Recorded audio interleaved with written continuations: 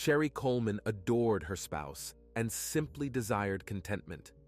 When menacing notes began appearing, addressed to her loved ones, she feared most for her sons.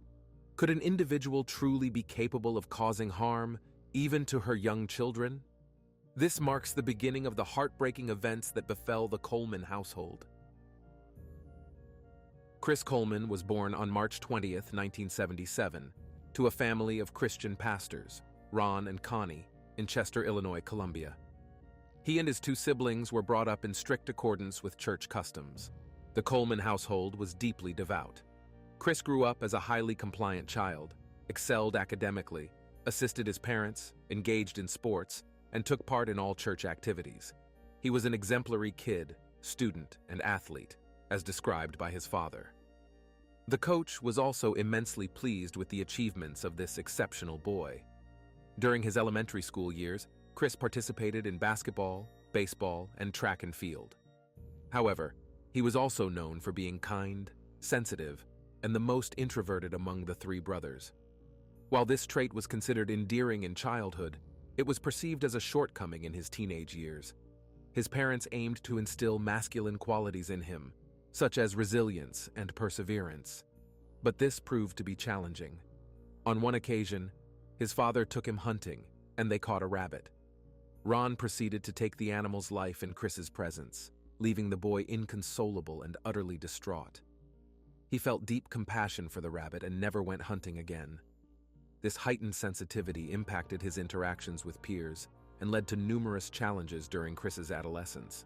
The boy consistently felt that he lacked sufficient masculinity and struggled to express himself effectively. Chris recognized the need for change in his life to cultivate the necessary attributes of a man. When a Marine Corps recruiter visited his high school and discussed military service, Chris was captivated. He was so impressed by the recruiter's demeanor and public presence that he decided to enlist. Immediately following his high school graduation, Chris joined the armed forces. His parents responded to his decision with composure, understanding that the Marine Corps would provide him with the opportunity to develop the precise qualities he lacked. Chris even preemptively shaved his head, as it lent his face a more rugged appearance. The young man truly thrived in his Marine Corps service, earning numerous certificates and awards, feeling that he was destined for this path. In 1997, when Chris turned 20, he encountered his contemporary 20-year-old Sheri Weiss, a member of the Air Force Parliament. They met while both studying at a canine center in San Antonio. Sheri was born on July 3, 1977, and friends characterized her as a carefree, easygoing, and flirtatious girl who lived in the moment. Sheri was always curious about the surprises the future held. She had a desire to discover the world, which likely motivated her to join the Air Force. From their initial encounter, Chris Coleman appealed to her, a shy, pleasant guy, and Sheri's cheerful, carefree nature attracted Chris. They complemented each other well, leading to a quick connection and a rapidly developing romance. For Chris, this marked one of his first long-term relationships, as his upbringing had been quite strict and had not taught him how to properly conduct himself to win the affection of girls. However, Sheri's heart, open to all, knew no barriers. The girl was unabashed in displaying her emotions and expressing affection for family, friends, and now for Chris. Friends, over 90% of viewers watch videos without subscribing to the channel. Check if you're subscribed. If not, please be so kind as to subscribe to the channel to support me. In August 1997, a mere 3 months into their courtship, Chris brought Sheri to his parents' residence to introduce her to the family, presenting her as his girlfriend. His parents were taken aback by the revelation. From the initial encounter, Sheri failed to make a notable impression on them. Connie described her as a petite blonde girl clad in short shorts with a tattoo adorning her leg, an image that diverged from their envisioned future daughter-in-law. Sheri appeared neither intelligent nor attractive to them. The father was utterly perplexed as to how anyone could be drawn to her, believing that their son could have found a more suitable partner. The day following the meeting with his parents, Chris and Sheri embarked on a 6-hour journey to Chicago. During the trip, the young man contacted his father, Ron, expressing his desire to share astonishing news. He and Sheri had recently wed. The silence that ensued on the phone conveyed the father's lack of enthusiasm for the event. It came to light that Chris and Sheri's marriage was precipitated by the girl's pregnancy. Connie, Chris's mother, labeled her daughter-in-law a sinful woman who had ensnared her son into this godless union through pregnancy. In reality, the guy's parents harbored no specific grievances against Sheri. They simply did not hold her in high regard. Ron and Connie never uttered a single complimentary word about her, despite their roles as pastors who preached love and acceptance of all. Regrettably, it is not uncommon for many religious individuals to fail to practice what they preach to others. Upon their marriage, Chris and Sheri relocated to a tranquil suburb in Columbia, Missouri, with the intention of raising their future children there. Their first son, Garrett, was born in 1998, followed by the arrival of their second son, Gavin, in 2000. The decision to move was not solely based on the children, but also influenced by Chris's professional aspirations. The young man secured a position as a bodyguard for Joyce Meyer, a renowned American TV host, author, preacher, and multimillionaire. This woman appeared on television with the aim of converting as many viewers as possible to Christianity and encouraging them to contribute money to religious organizations. Naturally, her activities attracted a great deal of criticism, condemnation, and earned her a significant number of adversaries. Joyce Meyer's lifestyle was deemed excessively extravagant, as she utilized ministry funds to finance her luxurious home, expensive cars, and private planes. All of this contradicted the teachings she imparted to ordinary people. Due to her extensive work-related travel and the negative sentiment surrounding her persona, she required private security and a personal bodyguard to accompany her on trips. Chris was ideally suited for this challenging role. Joyce was, in fact, a close acquaintance of the Coleman family, having known Chris virtually since his birth. His military background and personal connection with Meyer facilitated his swift ascent through the ranks, ultimately becoming the head of security and the preacher's personal bodyguard. The position offered a substantial remuneration, exceeding $100,000 per year. This substantial salary enabled Chris to support his young family, while Sheri could focus on caring for the children and managing household responsibilities during her husband's travels. Coleman dedicated a significant amount of time to his work, putting in 80-90 hours per week. While he generally enjoyed working in security and appreciated Joyce herself, there were moments when he couldn't tolerate Joyce Meyer. His feelings were quite mixed. On one hand, he was content with the lifestyle that his position afforded him. Chris accompanied Joyce everywhere, and when she went shopping, she frequently bought him nice gifts. They had a close rapport, to the extent that he was familiar with her clothing size and the color of her underwear. At times, he admired Meyer, while at other times, he simply despised her. On the other hand, he suspected that the religious aspect of her work was likely fraudulent and couldn't comprehend how people earning meager wages would contribute a portion of their hard-earned money to religious organizations. Then, Chris would remind himself that he was still Joyce's bodyguard and would begin to defend her, claiming that she earned her money through her writing. After the wedding, Sheri, a young woman who belonged to the Catholic Church but had never given much thought to matters of faith, unexpectedly seemed to be born again. She became deeply devoted not only to her family but also to the church. Sheri planned and organized missionary trips, purchased blankets and food for those in need, and arranged charity events. She did all of this primarily for Chris and his family. Sheri understood the importance of religion to them, and even despite the terrible treatment she received from her husband's parents, she genuinely wanted to win the favor of her mother-in-law and father-in-law. When Sheri became a mother of two and started raising them, she truly became immersed in the faith of her husband and his family. While Chris was away, Sheri always bought gifts for him and prepared cute surprises. The woman told all her relatives and acquaintances what a wonderful husband she had. In reality, their marriage had its share of ups and downs, as they disagreed on many issues. And although he was constantly not at home, Sheri did not suffer from loneliness. Motherhood did not transform her into a mom on a net, tirelessly watching over her children. The woman was still full of energy, life, and fun, while simultaneously being an excellent mother. Both boys played sports. Garrett played football, while Gavin played baseball and was an avid fan. Both sons were an exact copy of their mother in character, just as lively, active, and cheerful. At the same time, both Garrett and Gavin were polite and obedient. Sheri was always on the side of her rascals, allowing them to have fun as they wanted, and was gentle with them. She believed that boys should be so proactive and sociable. Chris, on the other hand, insisted on discipline. He expected excellence from his sons in everything, from their manners to how they expressed themselves in sports. Chris always behaved a little aloof towards the children, was restrained, and did not openly show fatherly affection and tenderness, never hugging or kissing his boys, or his wife Sheri for that matter. Chris simply did not know how to express his feelings and emotions openly. Let's move on to November 14th, 2008. Joyce Meyer, Chris's employer, received many threats due to her activities. On that day, she herself, her husband, and son received a strange email. The subject of the letter immediately caught the woman's attention. It mentioned the family of her bodyguard, Sheri Coleman, and the threat of its destruction. The essence of the message was as follows.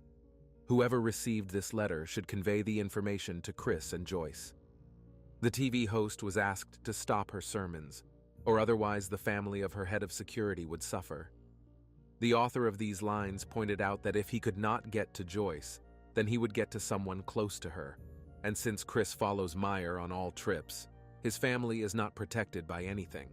While he is guarding Joyce, his wife and children will die. The sender of the letter also knew exactly the schedule of all the upcoming planned meetings of the TV preacher.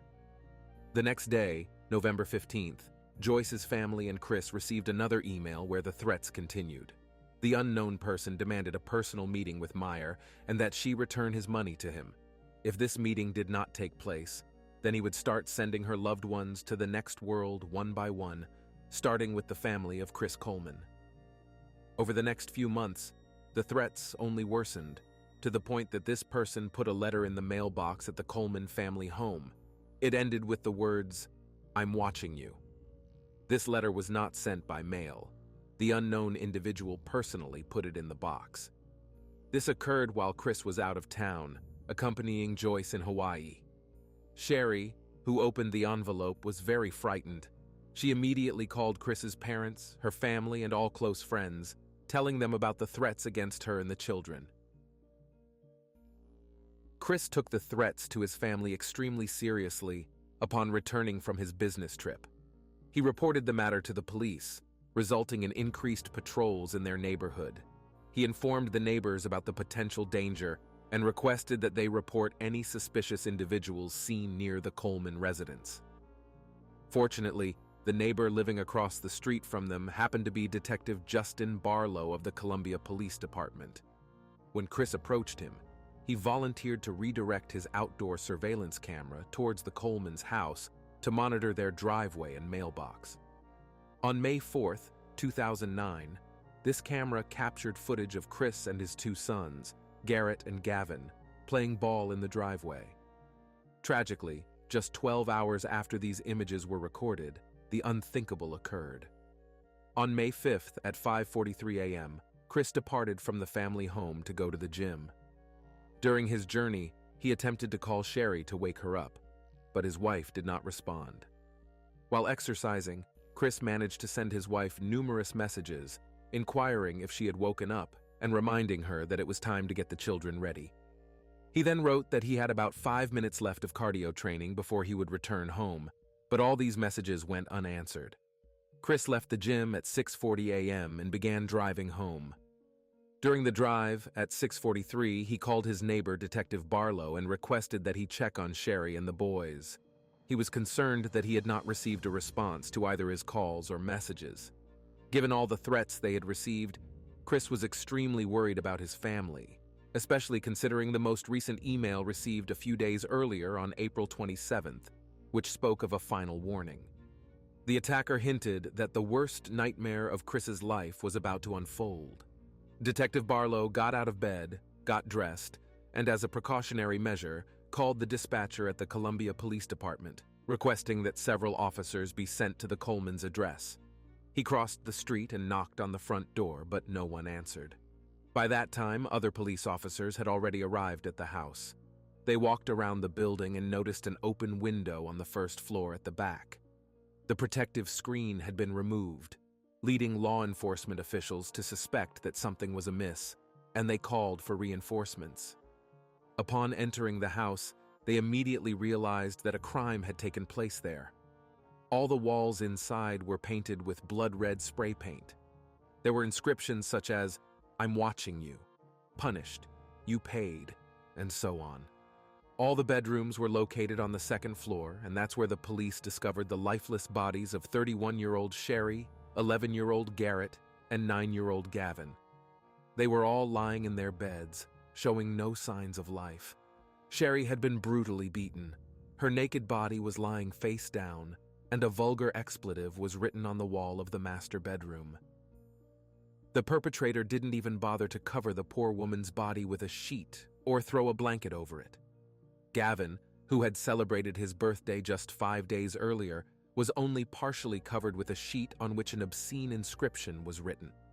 The body of the older son, Garrett, was completely covered with a blanket, and there were no inscriptions on it, likely because the attacker had run out of spray paint rather than out of mercy.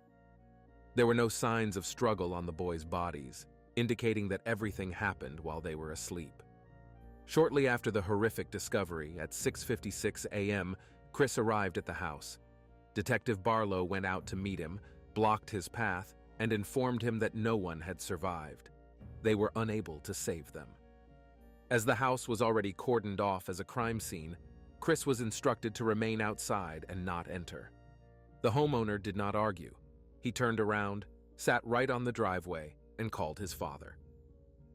The Columbia Police Department immediately requested the assistance of the Major Crimes Unit, and Chris Coleman was taken to the police station for a detailed account of that morning's events. According to Chris, he woke up around 5:30 a.m. Sheri was still dozing. He kissed her and went to the gym, from where he tried to call several times and send several messages. Not receiving an answer, the man became worried and hurried to finish his workout. Upon leaving the gym, the first thing he did was call Detective Barlow and ask him to check the house. The investigators asked Chris if he had noticed anything strange that morning. He said nothing special. The only unusual thing was a car that he encountered near the house. The car specifically slowed down to allow Chris to drive out of the driveway as he headed to the gym. At this time, the police were viewing Chris's phone, home computers, and the recordings from that morning from Detective Barlow's surveillance camera. The investigators found several aspects of Chris's behavior and statements suspicious from the very beginning. When he returned home from the gym and was informed that his entire family had been killed, he showed almost no reaction to the devastating news. While everyone processes grief differently, Chris did not ask a single question or attempt to enter the house. Detective Barlow had anticipated needing several officers to restrain the distraught neighbor upon learning about the deaths of his sons. But Chris simply sat on the driveway and began calling his parents. His demeanor did not align with that of a grief-stricken father and husband who had just lost his entire family. Later, at the police station, when asked if he and Sheri had argued the night before, he covered his face with his hands and pretended to sob, but it appeared contrived to the trained eyes of the detectives. Another point that raised doubts about Chris's story was the presence of redness, scratches, and bruises on his hands. This could suggest that he had recently been involved in a physical altercation, and considering that Sheri had been severely beaten before her death, it seemed too suspicious to be a mere coincidence. Additionally, before Chris was taken to the Columbia Police Department for questioning, members of the press rushed to the Coleman family's house. To avoid further traumatizing him, the police asked him to sit in the back of an ambulance alongside his father Ron and a police chaplain. They sat in silence, lost in thought, when Chris suddenly began to beat his fists on the gurney in the back of the vehicle, as if the reality of what had happened to his family had just dawned on him. In fact, 2 minutes earlier, he had noticed the marks on his hands that he likely had not seen before. During the interrogation, when the police inquired about the red marks on his hands, he claimed that something had come over him in the ambulance, causing him to injure himself. However, Chris was unaware that the police chaplain had already informed the detectives about his odd behavior. Despite the interrogation room being sufficiently warm, Coleman requested a blanket, which he used to carefully conceal the bruises and scratches on his hands for most of the conversation, hoping they would go unnoticed. Regarding the car that supposedly slowed down when Chris pulled out of his driveway in the morning on his way to the gym, investigators reviewed the footage from the surveillance camera at Detective Barlow's house, which was aimed at the Coleman's residence. The footage revealed that Chris had left the driveway unobstructed at 5:43, with no other vehicles in the vicinity at that time. It appeared that the man was attempting to insinuate that the person behind the wheel of the car, who allegedly let him pass, could potentially be the stalker responsible for the massacre of his family. Furthermore, the surveillance camera footage indicated that no one else had entered the Coleman house between the time Chris left and when the bodies were discovered. Moreover, the man's own account sounded like a well-rehearsed performance, too unnatural for someone who had just lost their entire family, including 2 young sons. Don't forget to subscribe to the channel if you like this video. It's really important. The pathologist's determination of the approximate time of death further complicated Chris's story, with the entire family, including Sheri, Garrett, and Gavin, having died between 11 p.m. and 3 a.m., and Chris leaving the house at 5:43 a.m.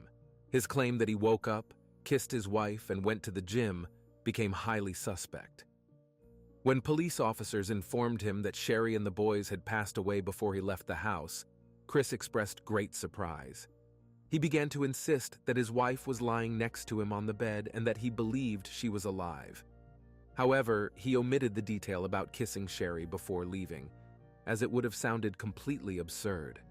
Even if we were to assume that the entire family was killed while Chris was sleeping and he didn't notice it when he left, it would be implausible for him to have walked past the walls painted with spray paint without noticing. Clearly, Chris Coleman was caught in a lie. When he handed over his phone to the investigators, he hoped that the text messages sent to Sheri from the gym and the unanswered calls would provide him with an alibi. Instead, they revealed the true nature of their family relationship. It turned out that Chris rarely, if ever, texted or called his wife, making the long list of consecutive SMS messages interspersed with calls on that morning highly unusual. Even during extended business trips, Chris did not communicate with his wife in this manner, so his sudden decision to make up for lost time on that particular morning seemed strange. Detectives uncovered evidence that the relationship between Chris and Sheri was not as straightforward as it appeared. The man was having an affair with Sheri's school friend, a woman named Tara Lintz. To gain a clearer understanding of the relationship dynamics between the Coleman couple and the issues they faced in their marriage, let's take a step back. After the birth of their second child, Gavin, Sheri requested that Chris adjust his work schedule to spend more time with the boys, as he was away from home most of the time. His sons even had a calendar on the refrigerator where they counted down the days until their father's return. However, Chris completely rejected this idea and began to distance himself even further from his wife and children. He openly told friends, parents, and even neighbors that he believed Sheri and his sons were keeping him from fulfilling God's purpose and were standing in his way, preventing him from moving forward. Chris started to agree with his parents' view that his wife was the root of all his problems and that she had deliberately gotten pregnant to trap him into marriage. Chris was very indignant about Sheri's spending habits and complained to one of the neighbors that while he was working 80, 90 hours a week protecting a millionaire lady, his wife was sitting in a big, beautiful house, wasting money. The fact that Sheri was spending money on their children, household expenses, as well as on charity and the church, infuriated him. He believed that everything he earned belonged to him and wanted to spend it solely on himself. Despite this attitude, Sheri loved her husband and did not want to give up on their marriage, even though it was difficult for her. Chris never paid attention to his wife, never hugged or kissed her, even during intimate moments. Sheri, in turn, also shared her feelings with her friends, lamenting that she loved Chris too much and that his coldness towards her and the children broke her heart. Chris wanted a divorce and even discussed it with his employer. He knew that the preacher did not approve of divorces, and the matter could result in his dismissal. Joyce advised her bodyguard to seek advice from a family psychologist, which they did. The very first counseling session appeared successful, with Chris making every effort to keep the family together and following all the recommendations of the specialist. However, this turned out to be just an act, as Chris was simultaneously engaged in a passionate affair with Sheri's best school friend, Tara Lintz. In November 2008, the entire Coleman family traveled to Florida, where Joyce Meyer was holding a conference.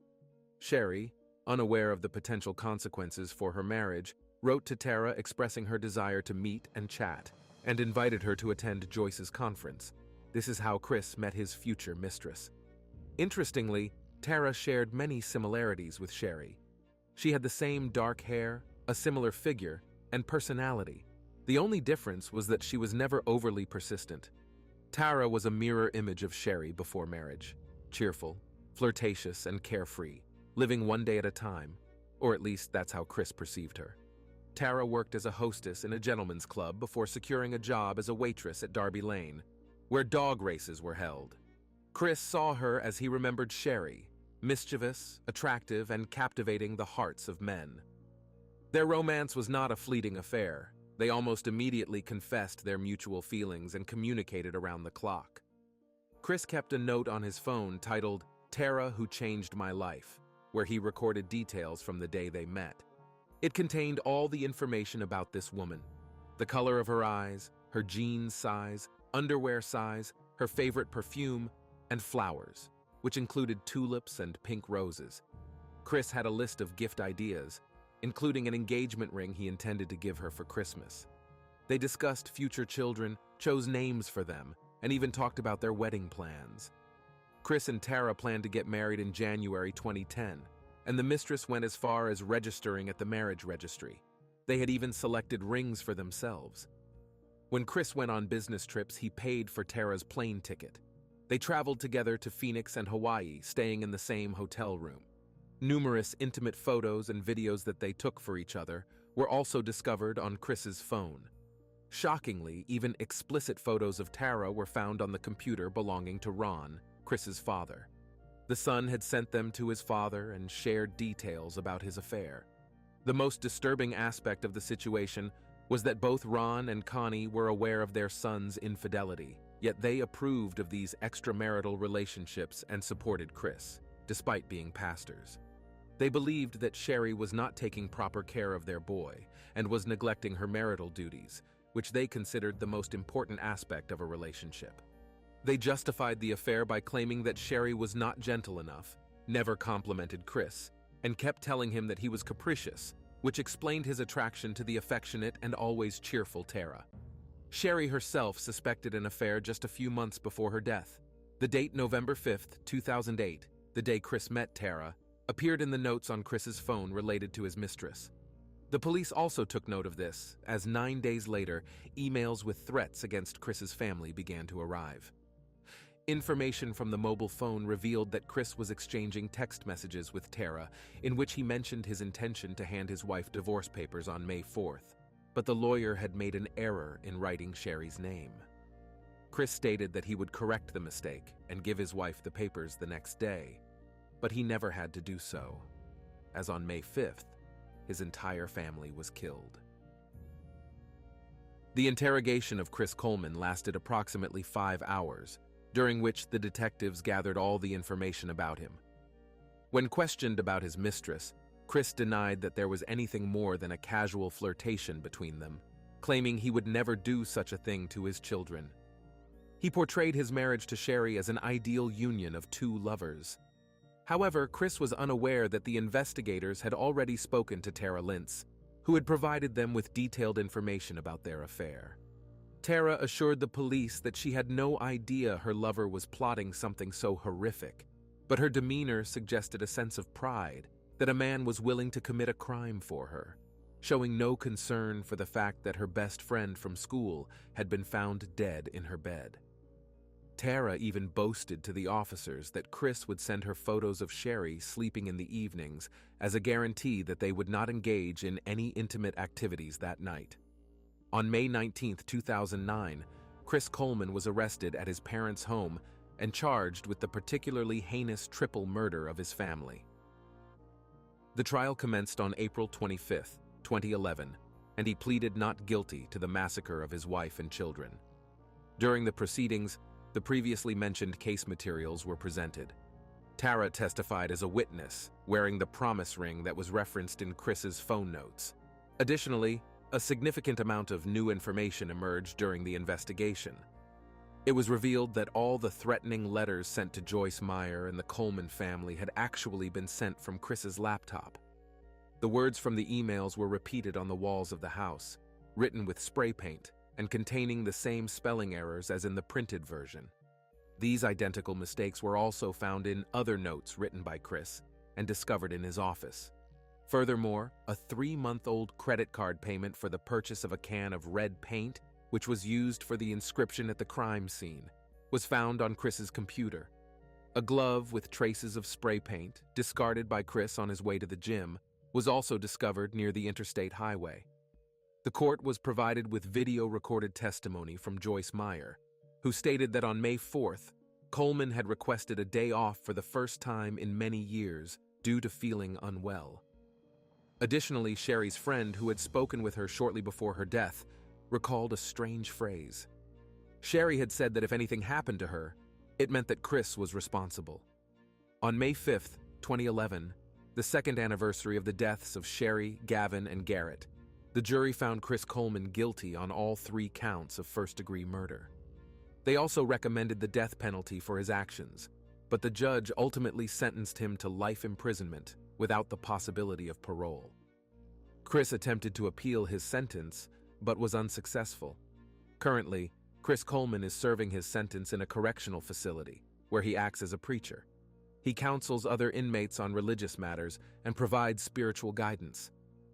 Despite this, Chris maintains his innocence. His parents, Ron and Connie, continue to fight to overturn the sentence, believing that their son was wrongfully convicted. They have not uttered a single kind word about Sheri, even after her tragic death.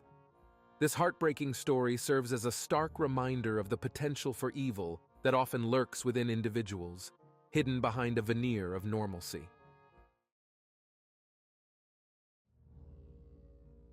With tears streaming down her face, Bobbi flung herself into the embrace of her spouse, from whom she had been separated for 11 interminable years. The lady had fallen prey to a merciless lawbreaker. Little did she realize that in due course, she would find herself standing in the defendant's box. This peculiar tale, in which the testimonies of witnesses in the proceedings of Bobbi Parker and Randolph Dial were split into 2 camps, continues to spark discussions about the location of the truth to this very day. Bobbi Klein entered the world on May 13, 1962, in Oklahoma, born into a farming household. Her mother and father nurtured her with immense affection and attention. The young lady was raised alongside her 3 brothers, feeling utterly secure. Her upbringing in Kansas can genuinely be described as joyful. Having received a solid foundation, Bobbi pursued higher education at Northwestern Oklahoma State University after completing high school. During her university years, she encountered the man who would become her husband. From their initial encounter, Randy Parker regarded the young woman as exceptional. Her demeanor, manner of speaking, and laughter. For him, it was an instantaneous infatuation. Bobbi also found herself drawn to the young man. She viewed him as a decent person who would undoubtedly make a fantastic spouse. Randy somewhat counterbalanced her capricious and vivacious personality, bringing a measure of constancy to her existence. The two wed in 1982. By the time Bobbi obtained her teaching certificate from the university, they had already welcomed their firstborn daughter, whom they christened Robbie. The daughter's name intertwined the monikers of Randy and Bobbi, and the young parents were overjoyed. During her second pregnancy, Bobbi secured her initial position as an educator. She was involved in instructing inmates at the James Crabtree Correctional Center in Helena, a state penitentiary for men where her husband Randy also held an administrative role. She derived satisfaction from her work and even garnered the accolade of Teacher of the Year. Randy was also highly esteemed by the correctional institution's administration and rapidly ascended the professional hierarchy. In 1992, Randy was elevated to the role of deputy warden at the Oklahoma State Reformatory in the city of Granite. The entire family relocated to a new place of residence. Bobbi became a homemaker and concurrently a Sunday school instructor. Given Randy's respectable position, his family was provided with a residence situated on the prison grounds, just beyond its perimeter. That's where they settled with their two daughters, 10-year-old Robbie and 8-year-old Brandy. Life in this town cannot be described as thrilling, but the Parker family was content. To a certain degree, they found fulfillment in each other's presence. Randy was acclimating to his new role, while Bobbi tended to the girls and the home. Friends, over 90% of viewers watch videos without subscribing to the channel. Check if you're subscribed. If not, please be so kind as to subscribe to the channel to support me. In the medium-security correctional facility where Randy was reassigned, life was also tranquil, with little of note transpiring. That is, until a new warden named Jack Cowley arrived at the institution. This individual was resolute in his intention to implement reforms within the correctional establishment. He possessed an abundance of energy.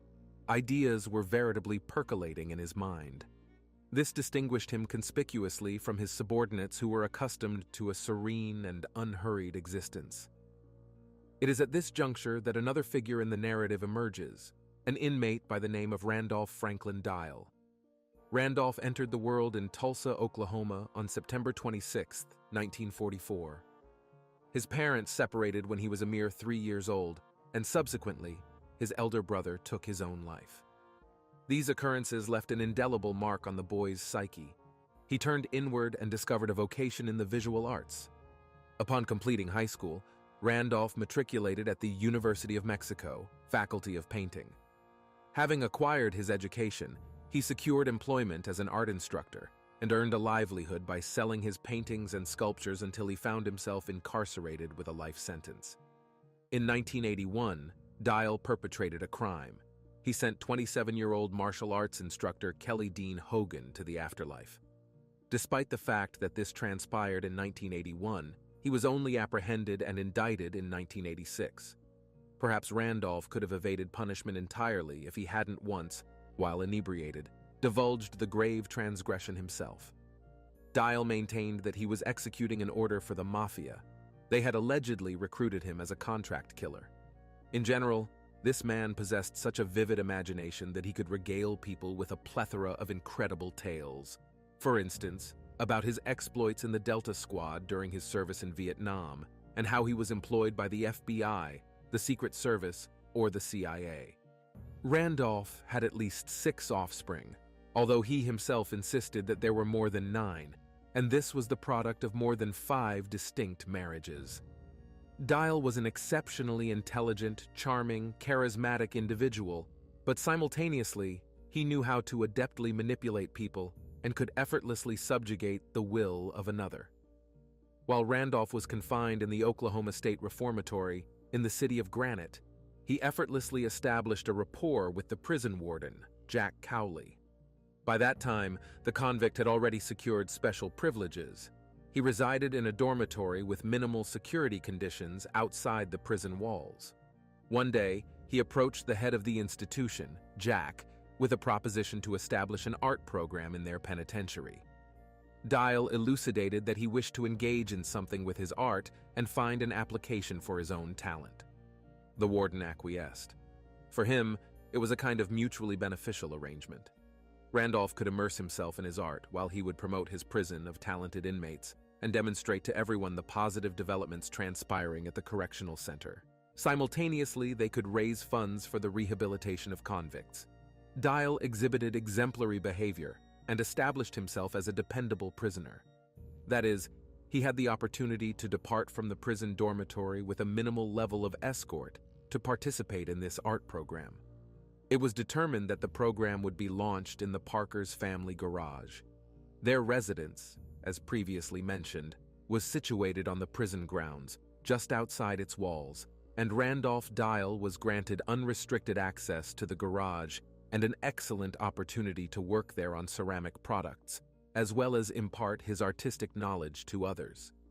In the garage, Randy and Bobbi initially installed a special kiln and then completely transformed it into a ceramic studio for the pottery program. The primary objective of the art program was to generate funds for the rehabilitation of prisoners. Soon, Randolph became a constant presence in the Parkers' residence, and Bobbi volunteered to work in the pottery workshop, spending extensive periods alone with Dial without any oversight. Given the woman's abundance of leisure time, she proposed selling the crafts produced by Randolph, and he, in turn, pledged to instruct her in the art of pottery making. Despite the fact that Randolph was a criminal who had perpetrated a grave offense, he was granted a considerable degree of liberty. The prison warden even permitted him to venture into the city alongside Bobbi to meet with prospective buyers. It remains unknown how Randy Parker regarded this situation, knowing that his wife was devoting a significant amount of time to an individual convicted of a serious crime, but he did not openly express his views on the matter. Meanwhile, the head of the correctional institution, Jack Cowley, introduced a new weekly radio show with commentary, where he proclaimed that a man named Bruce Reed would soon assume management of the art program.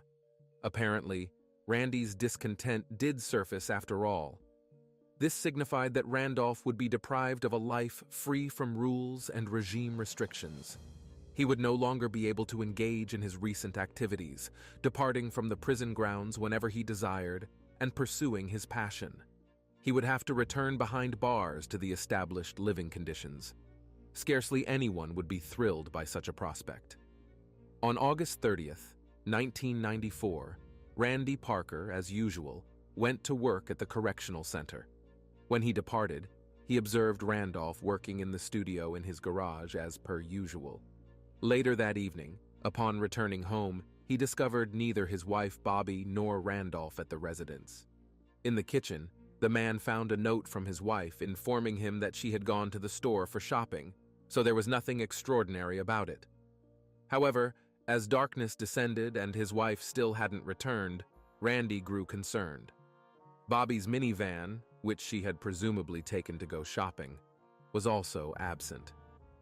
The sudden disappearance of his wife and the absence of Randolph in the studio gave rise to vague apprehensions. Randy realized that he hadn't seen Randolph since morning.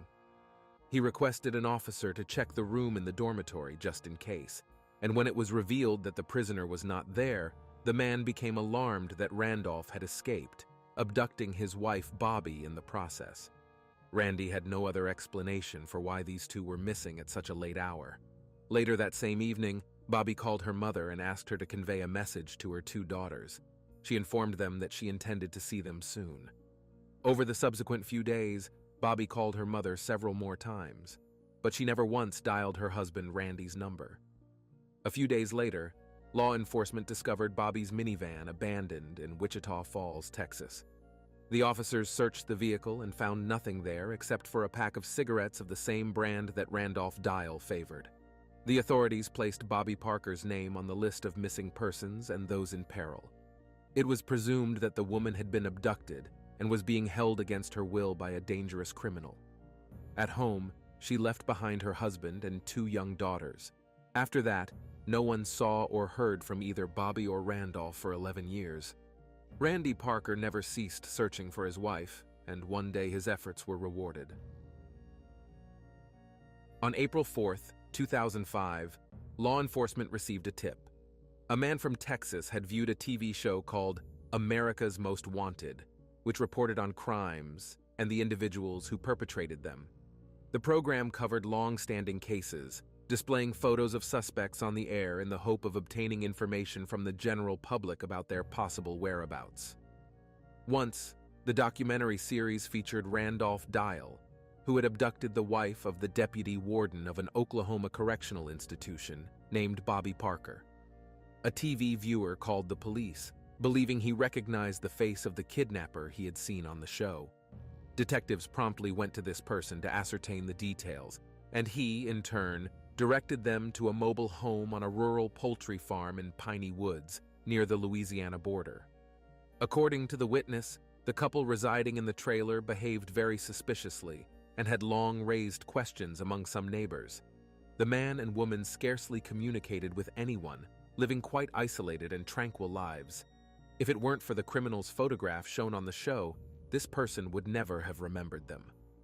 The police surrounded the specified house. They were armed and, keeping their pistols at the ready, burst into this trailer standing far from other buildings. Inside, the law enforcement officers found a man, and nearby, behind the house, a woman who was mowing the grass to later add it to the chicken feed. The couple was called Richard and Samantha Deal, also known as Randolph Dial and Bobbi Parker. Inside the mobile home, there was a loaded shotgun leaning against the wall by the door, and a pistol was lying on the table, but Randolph did not resist the police and calmly followed the law enforcement officers without any attempts to escape. It was later revealed that Bobbi Parker and Randolph had been living under the pseudonyms Richard and Samantha Deal as husband and wife. After his arrest, Randolph gave interviews to numerous reporters who literally surrounded him and reported that in August 1994, using a knife, he had kidnapped the wife of the deputy warden. Threatening her with violence, he and she escaped from the ceramic studio located in the garage of the Parker's house. Then he brainwashed her to such an extent that the woman stayed with him all these years. They posed as a married couple and constantly moved from place to place until they settled on this rural poultry farm in a mobile home. They had been living there since 2000. Randolph claimed that he threatened Bobbi with violence against her children and family if she tried to run away from him. But in fact, he never did anything that could harm her. This theory, by the way, was supported by Randolph's ex-wife, Mary, while she was alive. The woman said that her husband had somehow rendered her incapable of reasoning sensibly and thinking independently. With deception and manipulation, he compelled her to help take the life of that karate instructor in 1981. After that, the woman felt so depressed and broken that after 4 months, she shot herself, unable to bear her own torment in the end. However, this whole story of kidnapping and escaping from prison did not end there. 3 years later, the entire situation turned upside down and divided the community into 2 camps. But for now, Bobbi Parker was finally able to reunite with her husband and children. Of course, by that time, the girls had already grown up, since the woman had been absent for 11 long years, but they were no less happy about her return. The Parker family wanted privacy. They needed to make up for lost time over all these years, which had taken their toll on Bobbi's mental state. She clearly had severe psychological trauma. Randy saw how difficult it was for her to get used to a normal life again. Her behavior had changed a lot. She began to ask him if she could use the bathroom, take a drink from the fridge, or eat something. She asked for permission for any action of hers, as if she was used to living under constant control.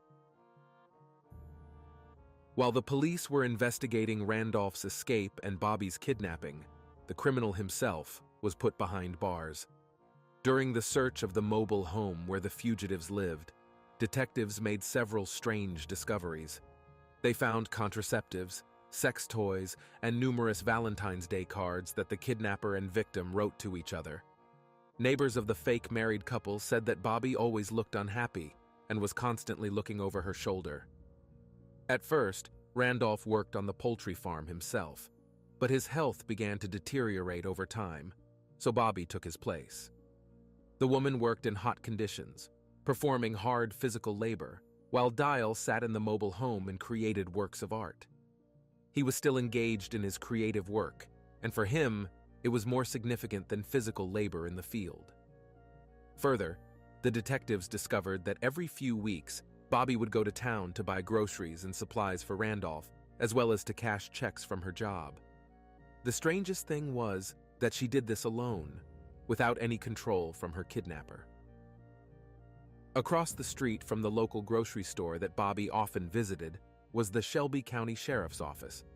It turns out that the woman could have asked for help at the police station at any time, told them that she had been kidnapped, and even calmly handed over to the authorities the person who had done it, because there were no other hostages in the mobile home besides her whose lives were worth fearing for. But for some reason, Bobbi did not do this. Once, due to poor health, Randolph had a heart attack and was urgently taken to a local hospital.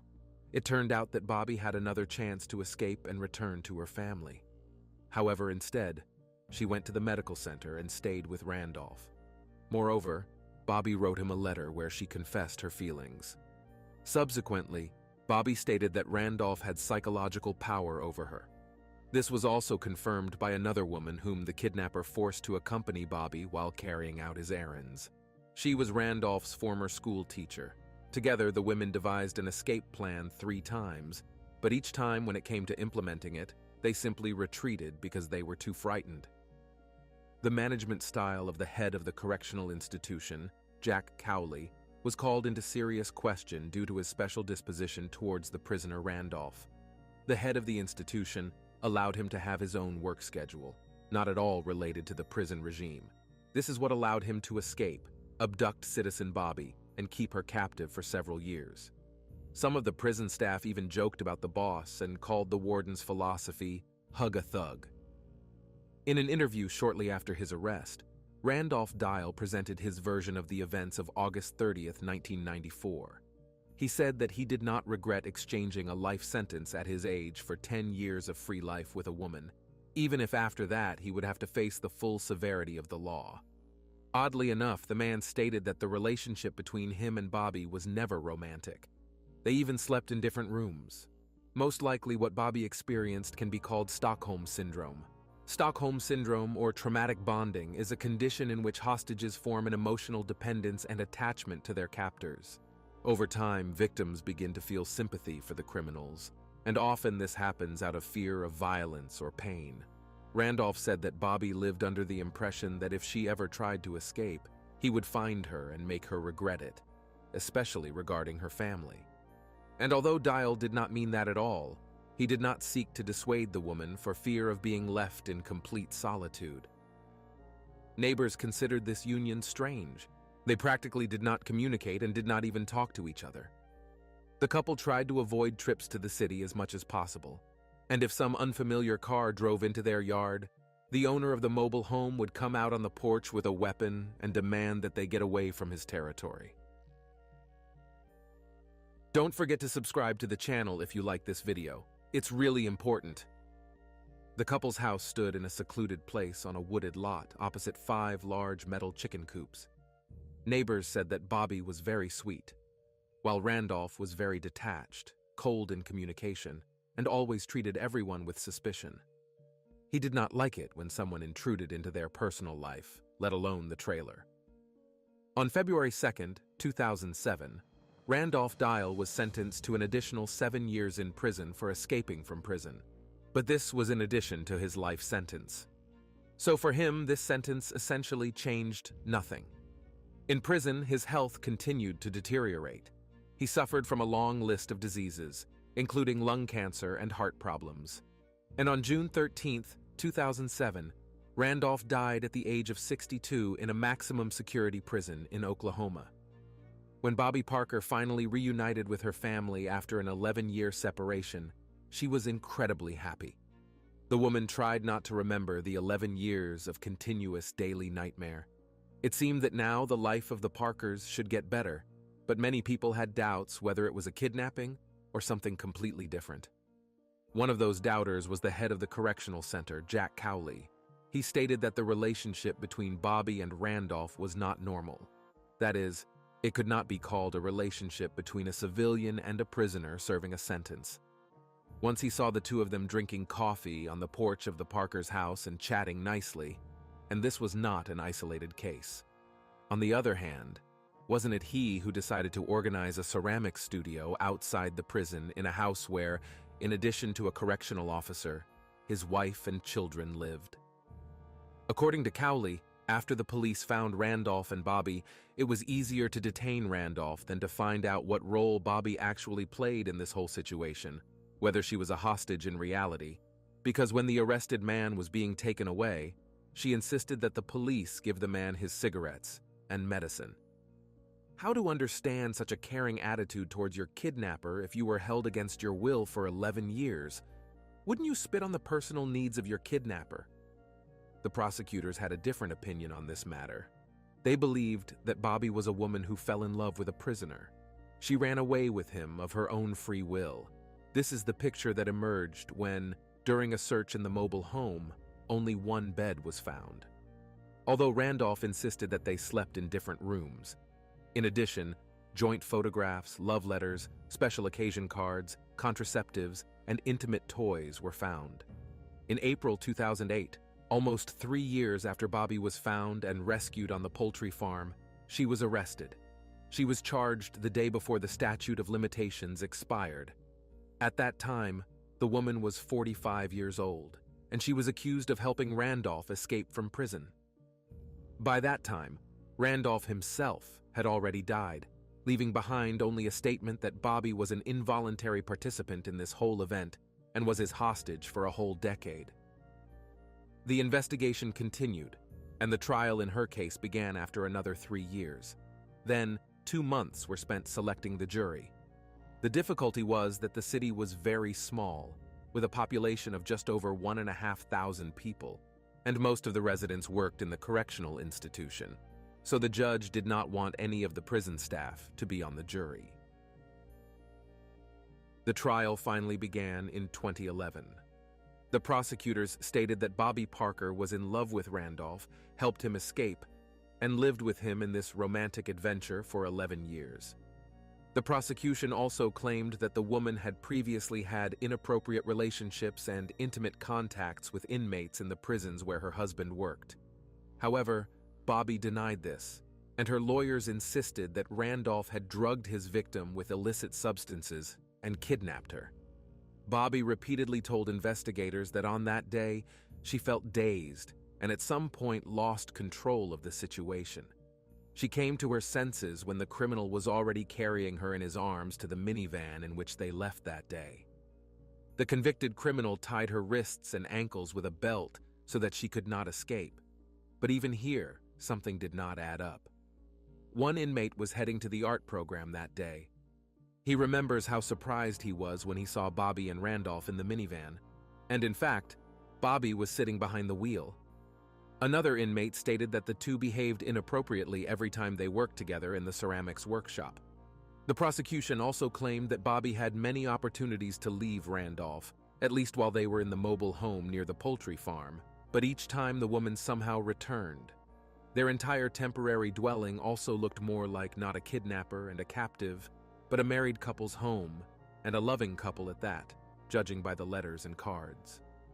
Bobbi, however, argued that she and Randolph were never close, that he never physically attracted her, and the found intimate toy was actually just a humorous gift from a friend.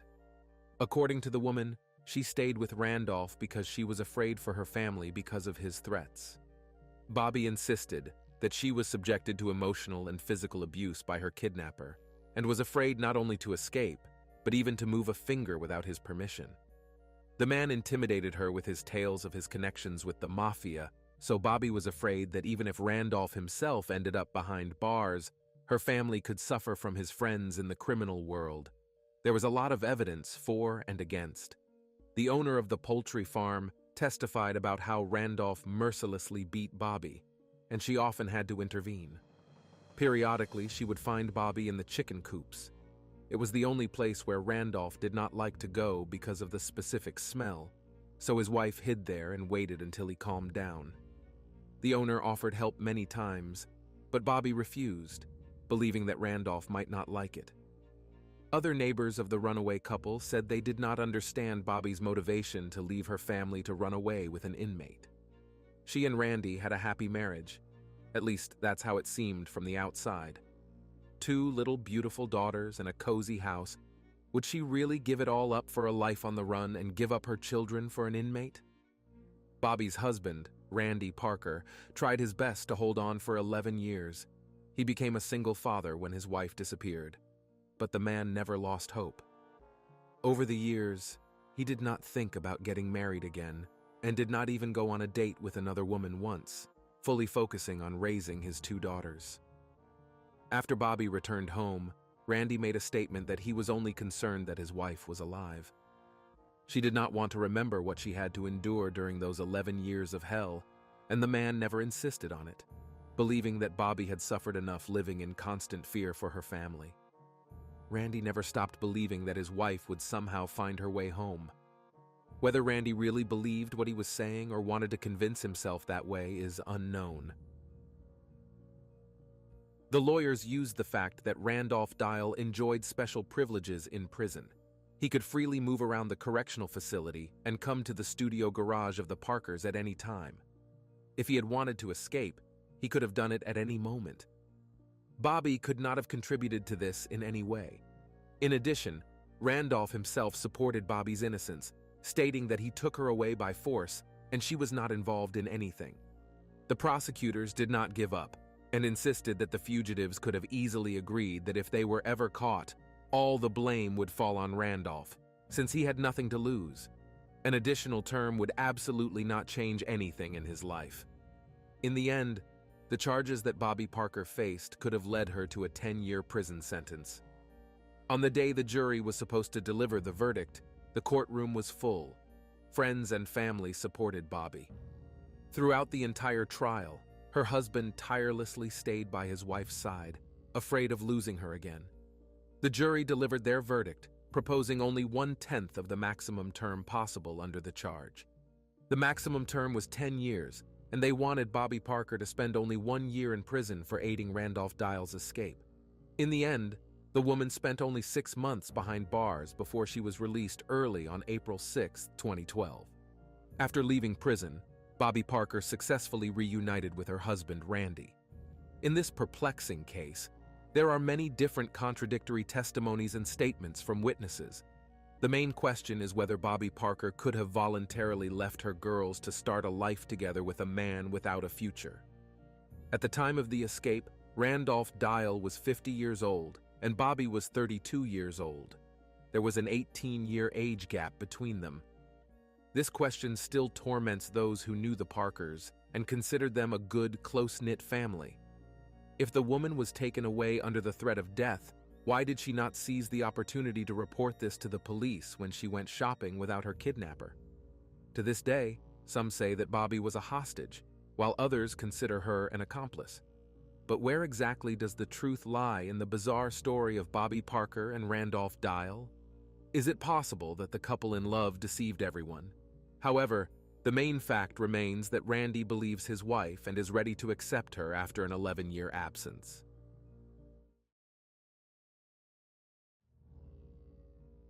Based on witness reports, an unidentified individual opened fire inside the Wilmington Courthouse in Delaware on February 11, 2013, at approximately 8 a.m., resulting in the deaths of 2 women before the shooter took his own life. This act of violence was premeditated and not a spontaneous incident. Law enforcement personnel, including police officers and FBI agents, responded to the scene. While operatives conducted a thorough search of the courthouse, the investigation remained in its early stages.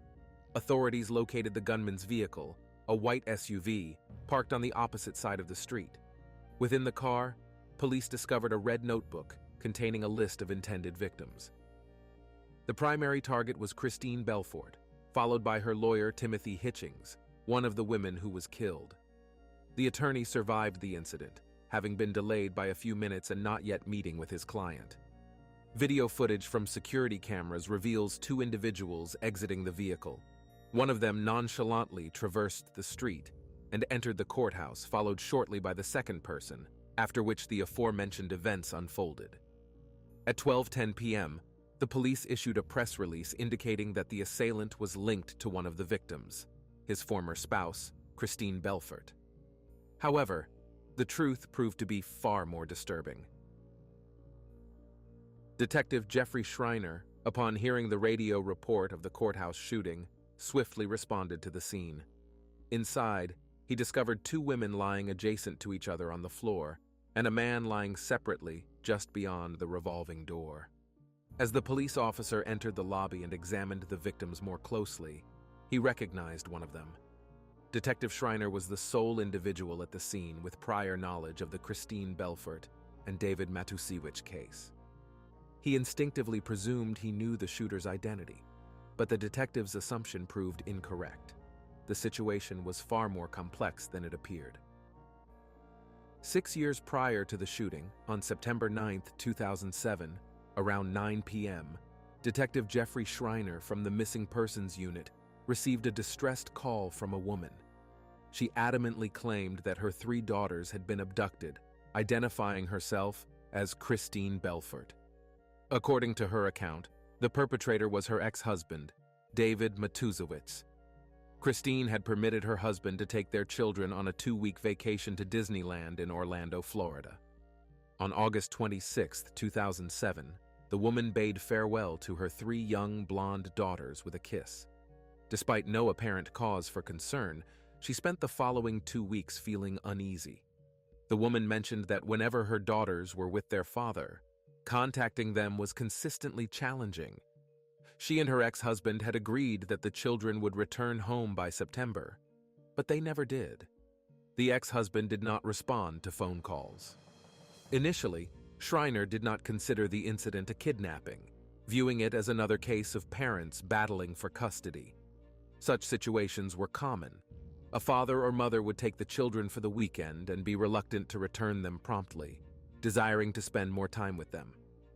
The detective simply intended to reach out to David and clarify the situation from his perspective, but he was unable to contact Matusiewicz. The officer was aware that family abductions typically involved children under the age of 6, who were too young to comprehend that a crime was occurring. However, those who kidnapped their own children were usually located within a matter of hours or days. Christine Belfort's case proved to be different. The policeman's suspicions grew when Christine visited the station and presented him with custody documents. The documents revealed that David had made various allegations against his ex-wife, asserting that Christine was an unfit mother for his daughters and that he should be granted full custody. Matusiewicz's accusations began with suspicions that the woman had bipolar disorder and attempts to have her committed to a psychiatric hospital. As the investigation commenced, Schreiner first examined the credit card records, which indicated that David's last transaction occurred on August 26th, the day the family departed for Florida. A few weeks before the disappearance, Matusiewicz's mother, Lenore, had acquired a Winnebago motorhome. The elderly woman had also vanished. The detective urgently submitted a report to initiate the search, but at that point, no one was aware of David's intentions for his ex-wife. Friends, over 90% of viewers watch videos without subscribing to the channel. Check if you're subscribed.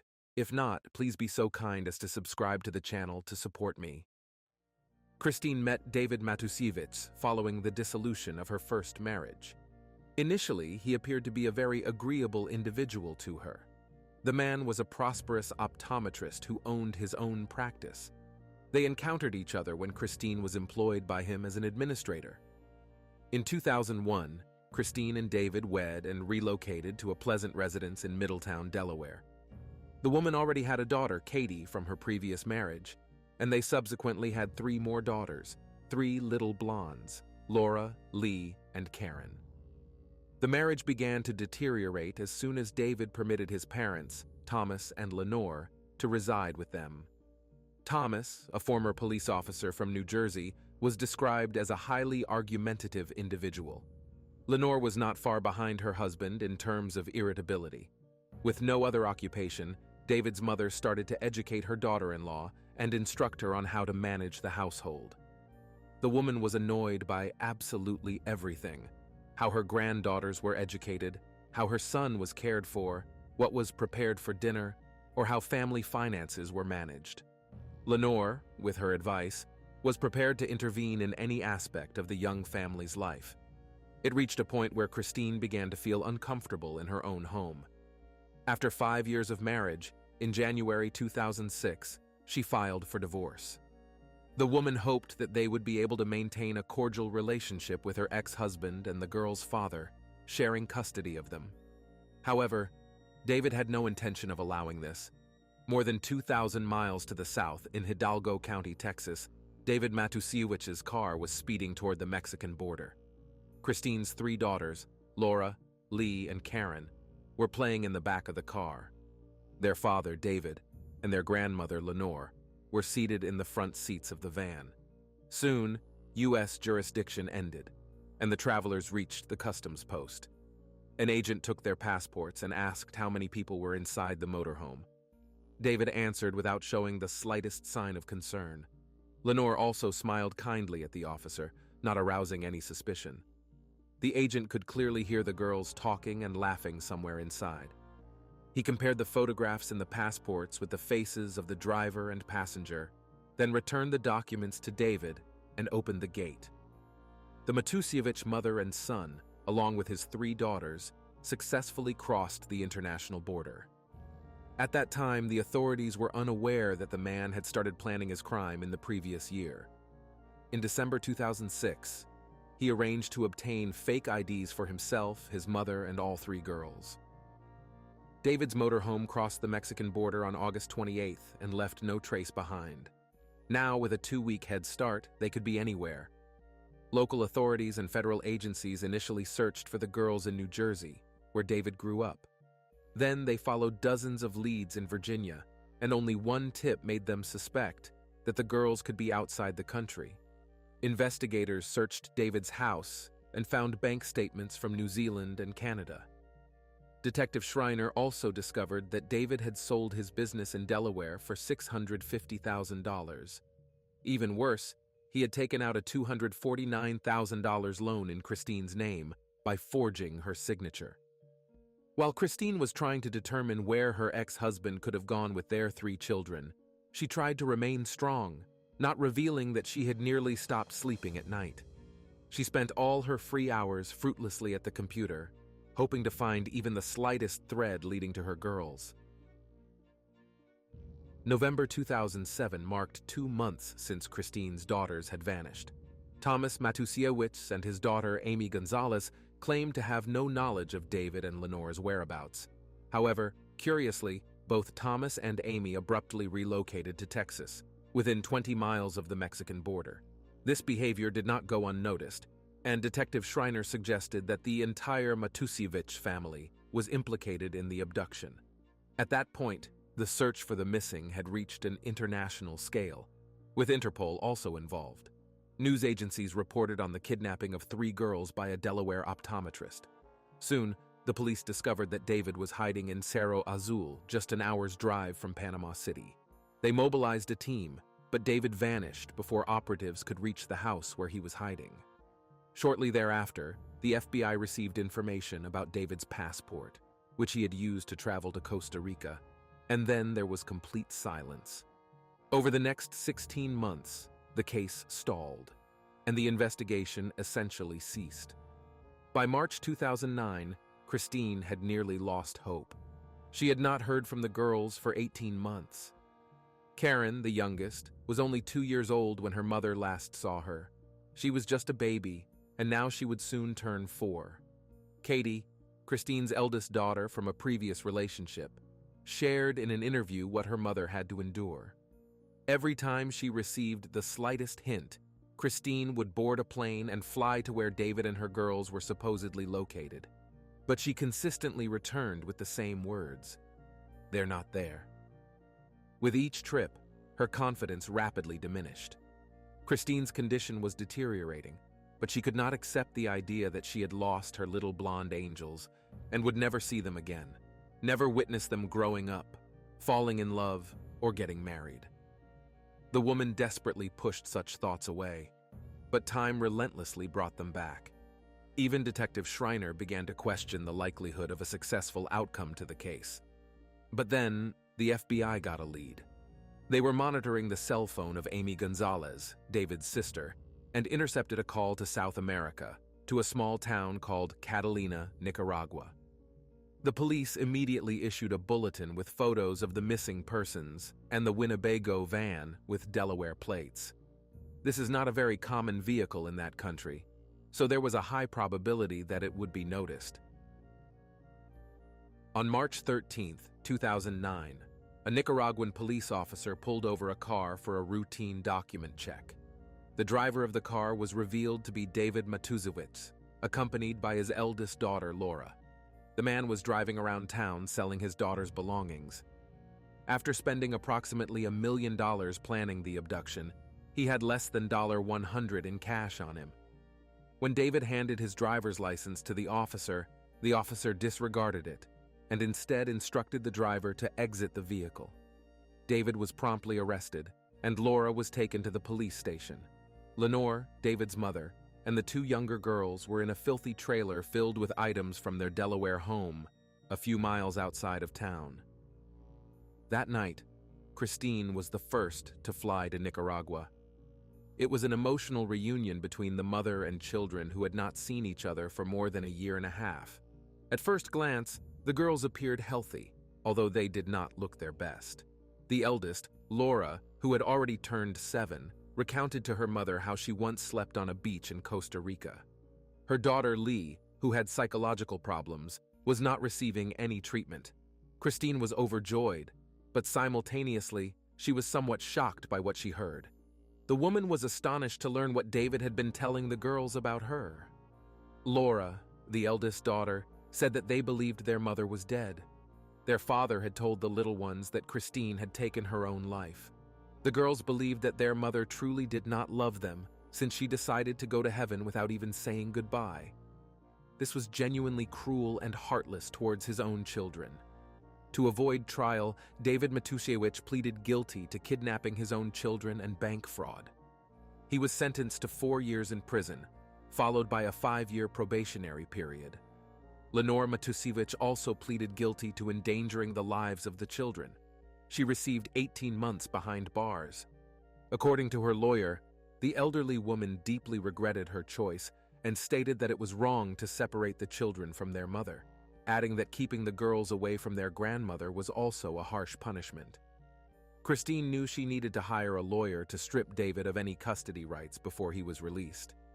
Christine's attorney, Timothy Hitchings, filed a petition to terminate parental rights for Laura, Karen, and Lee, as well as a restraining order against all members of the Matusiewicz family. This was the last straw for Christine's ex-husband.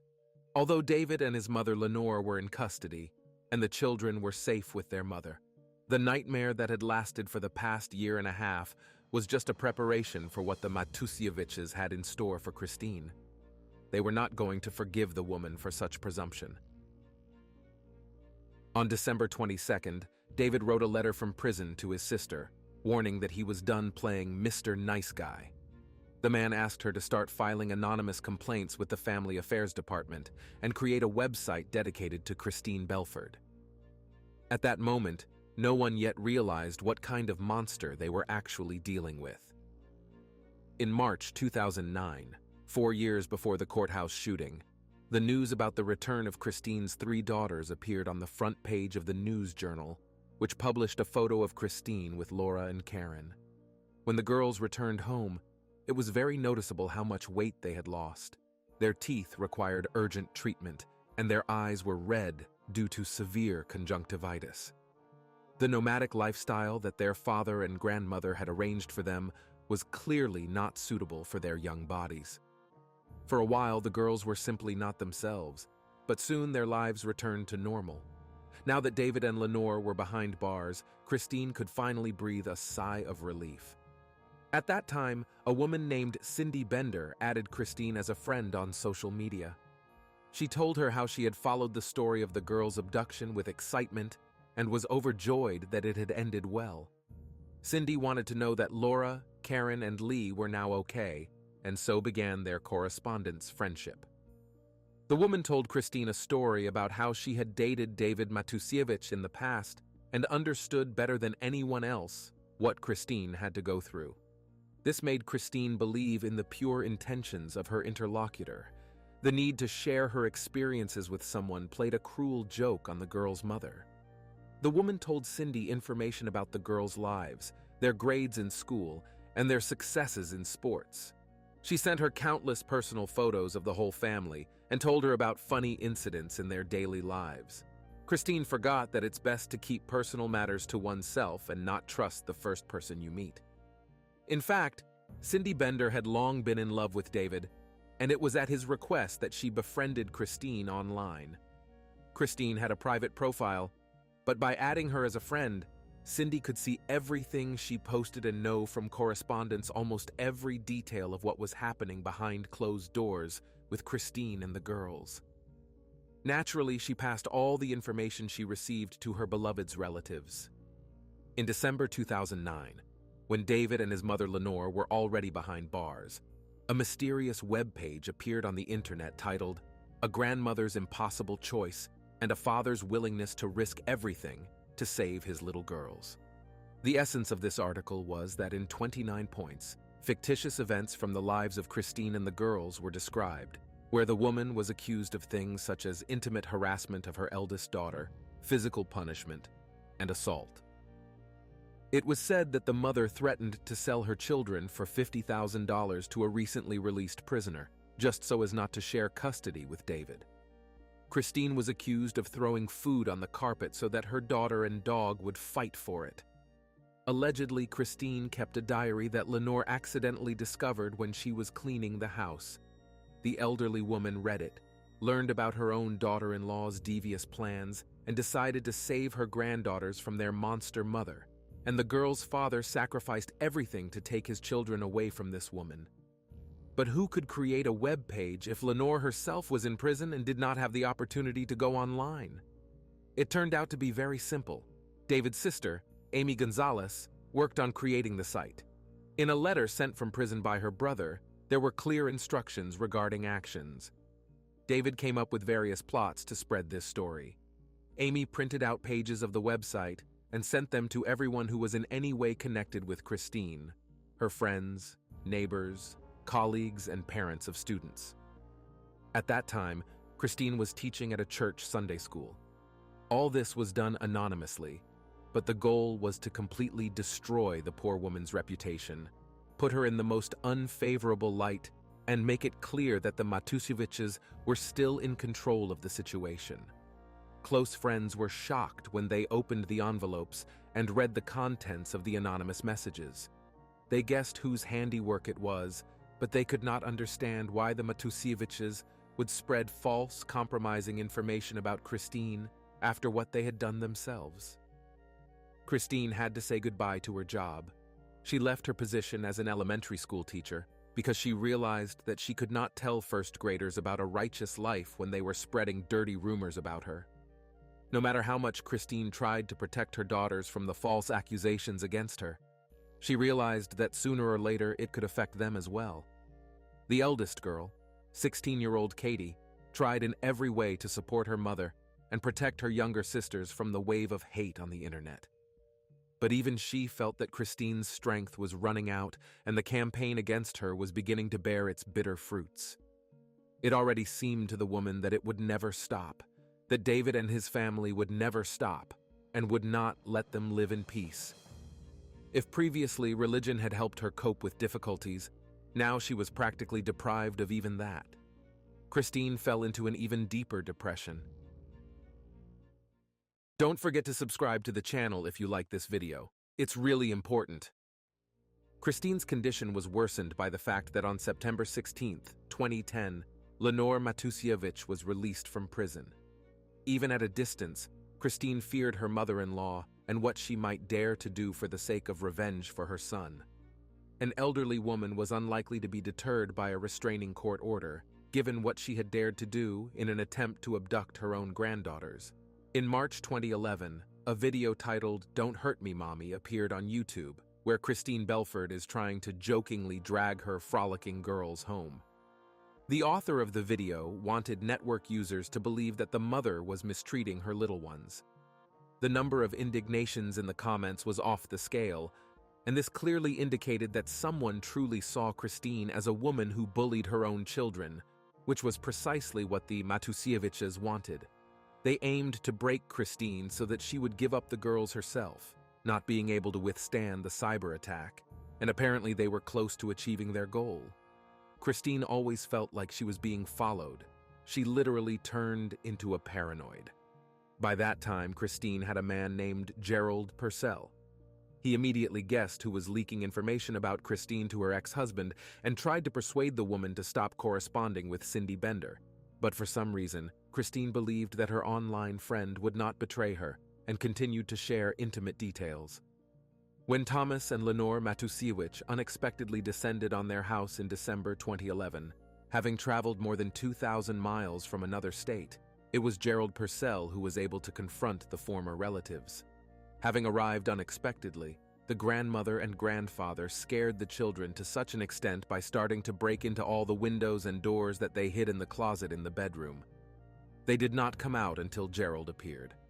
Although everything seemed to end well, Christine no longer wanted to stay in this place. Despite the fact that video cameras were installed outside the building, 2 German shepherds lived with them in the house, and there was a bat next to the bed in the bedroom and knives on the bedside table. Christine did not feel safe. She was consumed by the idea of moving away so that she would never meet either David or his parents again. Meanwhile, members of the Matusiewicz family, awaiting David's release from prison, were already preparing another attack. They had a plan of Christine's house, photographs of every entrance, every window, and every installed camera. They were only waiting for the release of the main character and the ideological mastermind, David. The Matusiewicz family was obsessed with the idea of getting the children by any means.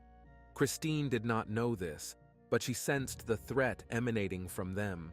She understood that they would not back down from her so easily and would not allow the girls to stay with her. After the kidnapping, the woman was preparing for the worst. She and her eldest daughter, Katie, even developed a sequence of actions in case of an emergency. Christine understood that David would do everything to make her suffer, even if his own children suffered in the process. Now he had nothing to lose. In the last days before the end of his prison sentence, the mother literally called her daughters every half hour to know where they were. After being released from federal prison in April 2012, David went to Edcouch to his family. Christine was able to file for child support for her 3 children after her ex-husband served his sentence. He refused to pay, so the trial was scheduled for February 2013. On the morning of February 11th, Christine got the girls ready for classes, trying to keep a happy face. If the younger ones did not yet notice the hidden emotions, Katie clearly saw how much effort it cost her mother. Christine arranged to go to the hearing with her friend Laura Mulford. Gerald, her boyfriend, offered to take time off work and go with them, but Christine refused.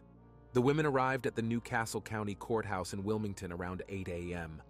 They entered the lobby through the revolving doors. There were few visitors inside, only a few people, including security guards. Suddenly, shots rang out, followed by the sound of breaking glass and the screams of eyewitnesses. The target of the attack was Christine Belford. She was shot dead on the spot. Her friend Laura Mulford tried to run out into the street, but she was also hit by a bullet. Surveillance camera footage shows a man coming out from behind a column, raising his hand and firing a .45 caliber pistol. Christine entered the courthouse first, followed by her friend Laura. Christine was shot several times in the chest. The guards, who had come to their senses, tried to confront the shooter, but both were wounded. Then the man, not reaching the exit, raised his gun and shot himself in the head. He died on the spot. Both women, Christine Belford and Laura Mulford, were urgently taken to the hospital, but it was too late. Both were pronounced dead. This was the culmination of years of threats, harassment, and cyberstalking directed at Christine by her ex-husband David, along with other members of his family. David himself was found in the Newcastle courthouse and taken into custody. The shooter turned out to be not him, but his father Thomas Matusiewicz, who, after dealing with the women, turned the gun on himself. Detective Schreiner, who was called to the scene as soon as he saw Christine on the floor, first thought that her ex-husband had shot her. Only when he saw the elderly man next to the revolving door did he realize that he was mistaken. Police officers were urgently sent to schools to pick up the children before Lenore or Amy could get to them. The safety of the children became the top priority in this case, because the shooting of Christine in the courthouse was not the end of the Matusiewicz' plan. All the girls were found in class and immediately taken to a safe place.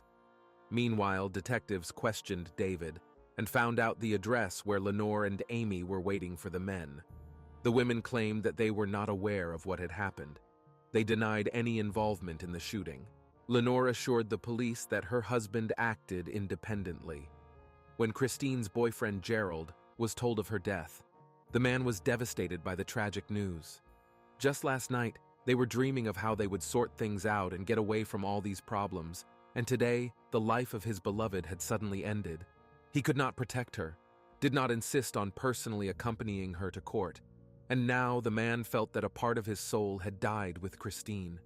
The eldest daughter, Katie, learned about the shooting in the courthouse from social media messages. The girl already guessed that her mother could have been hurt, hoping until the last that it was some kind of mistake. Unfortunately, all her worst fears were justified. But for the Matusiewicz family, Christine's death served as a signal for action. A few days after the incident, Amy Gonzalez filed a petition for custody of the girls, and Christine's mother-in-law gave an interview where she repeated the fictional story from the website. Lenore thought that now her hands were untied and no one would be able to justify Christine. The woman did not take into account that her granddaughters were growing up and were able to tell the truth themselves. A search was conducted at the Matusiewicz house in Edcouch, Texas. Inside, police found weapons, ammunition, and a handwritten note by Thomas. It was clear that the man knew he would never return home. The case was investigated by the Federal Bureau of Investigation and the Delaware State Police. Detectives concluded that the only way to ensure the future safety of Christine's 3 children was to hold the entire Matusiewicz family accountable. Amy Gonzalez and Lenore were arrested. David was already behind bars by then. On June 11, 2015, the trial began in the first case in history of cyberstalking resulting in death. Hundreds of pieces of evidence were presented against the Matusiewicz family: weapons with ammunition, photographs of Christine's house with surveillance cameras circled, and hundreds of emails discussing ways to harass Christine. Lenore tried to defend the family and quote a printout of the fake story about her daughter-in-law, but Christine's daughter Laura, who was 13 years old at the time, was called as a witness. She was able to sensibly assess what had happened to her mother. Laura was able to restore Christine's honor and reputation by saying that her mother had never behaved cruelly towards her or her sisters. The schoolgirl insisted that she had never been subjected to any violence by her mother. Everything her grandmother said was a blatant lie. David Matusiewicz, his mother Lenore, and his sister Amy Gonzalez were found guilty and sentenced to life in prison without the possibility of parole. They will never get out of prison again. After Christine's tragic death, her 3 girls were placed in a foster family. The eldest, Katie, who already has a child of her own, hopes to one day be reunited with her sisters. Christine Belford left behind a legacy that will never be destroyed. 4 beautiful daughters who cherish the memory of their untimely departed mother.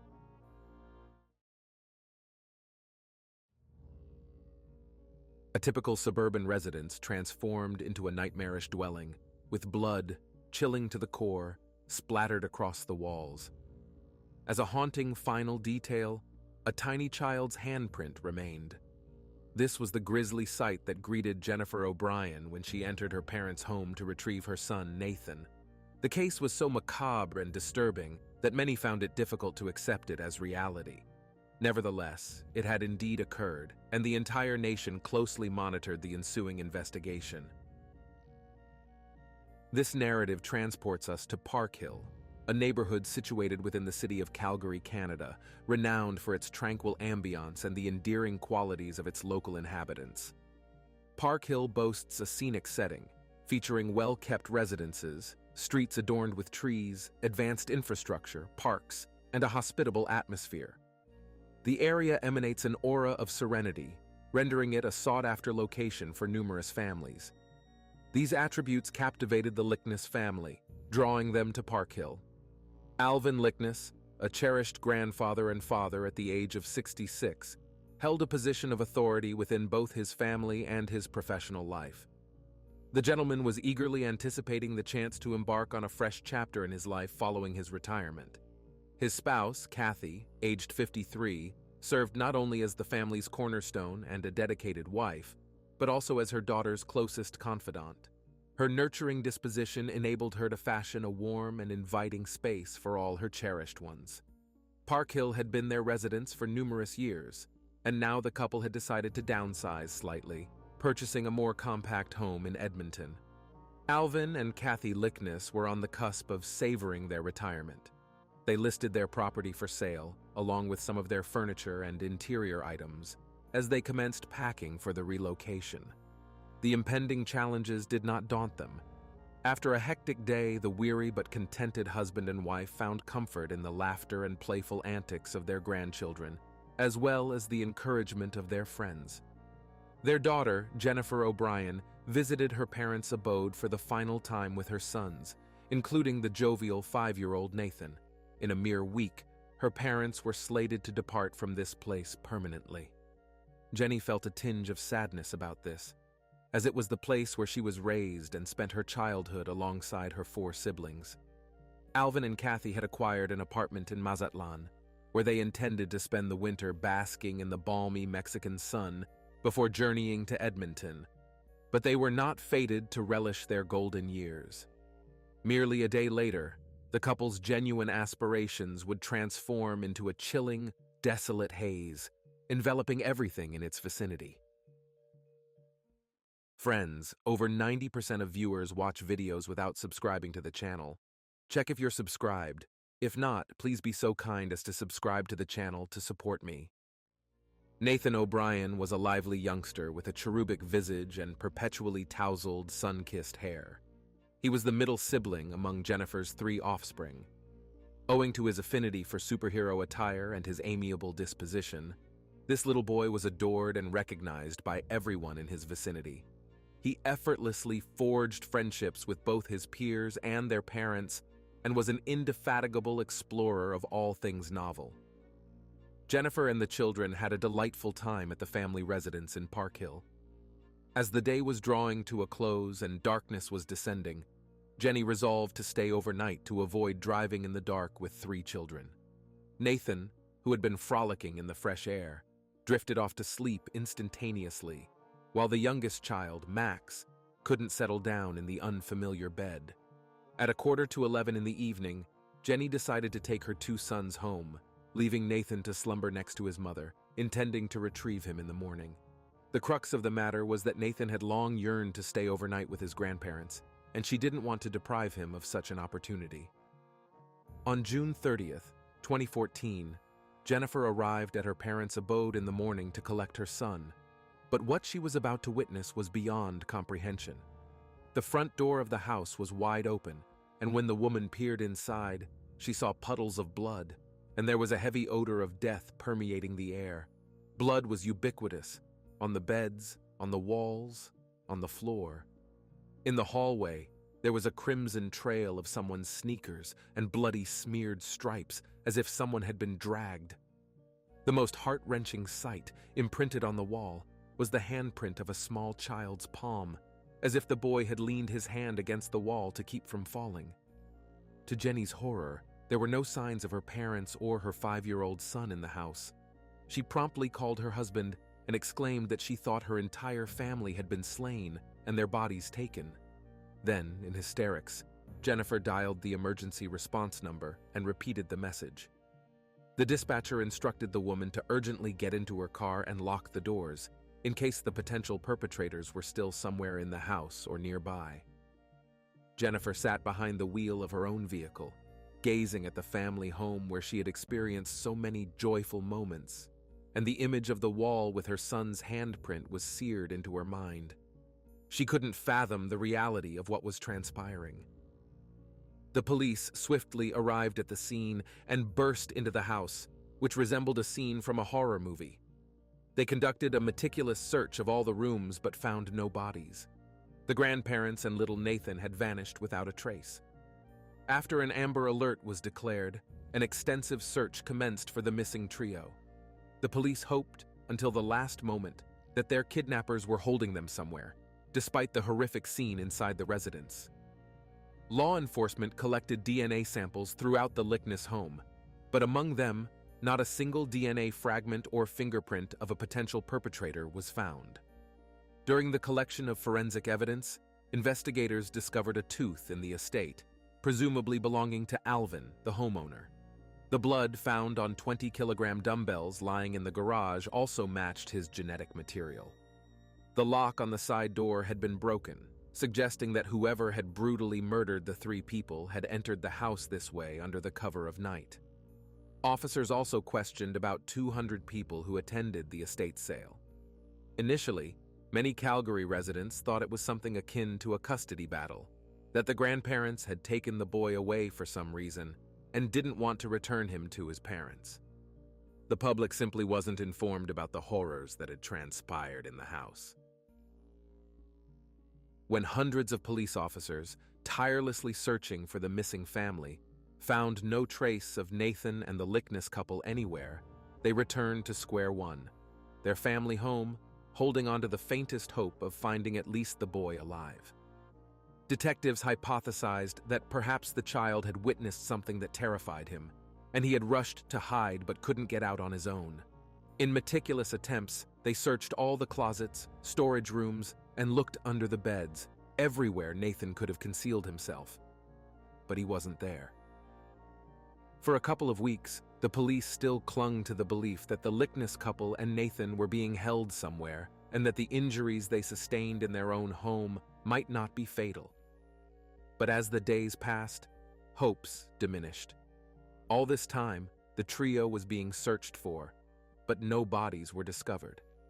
It was becoming evident that this was not a kidnapping, but more akin to a massacre of 3 family members. The perpetrator remained at large.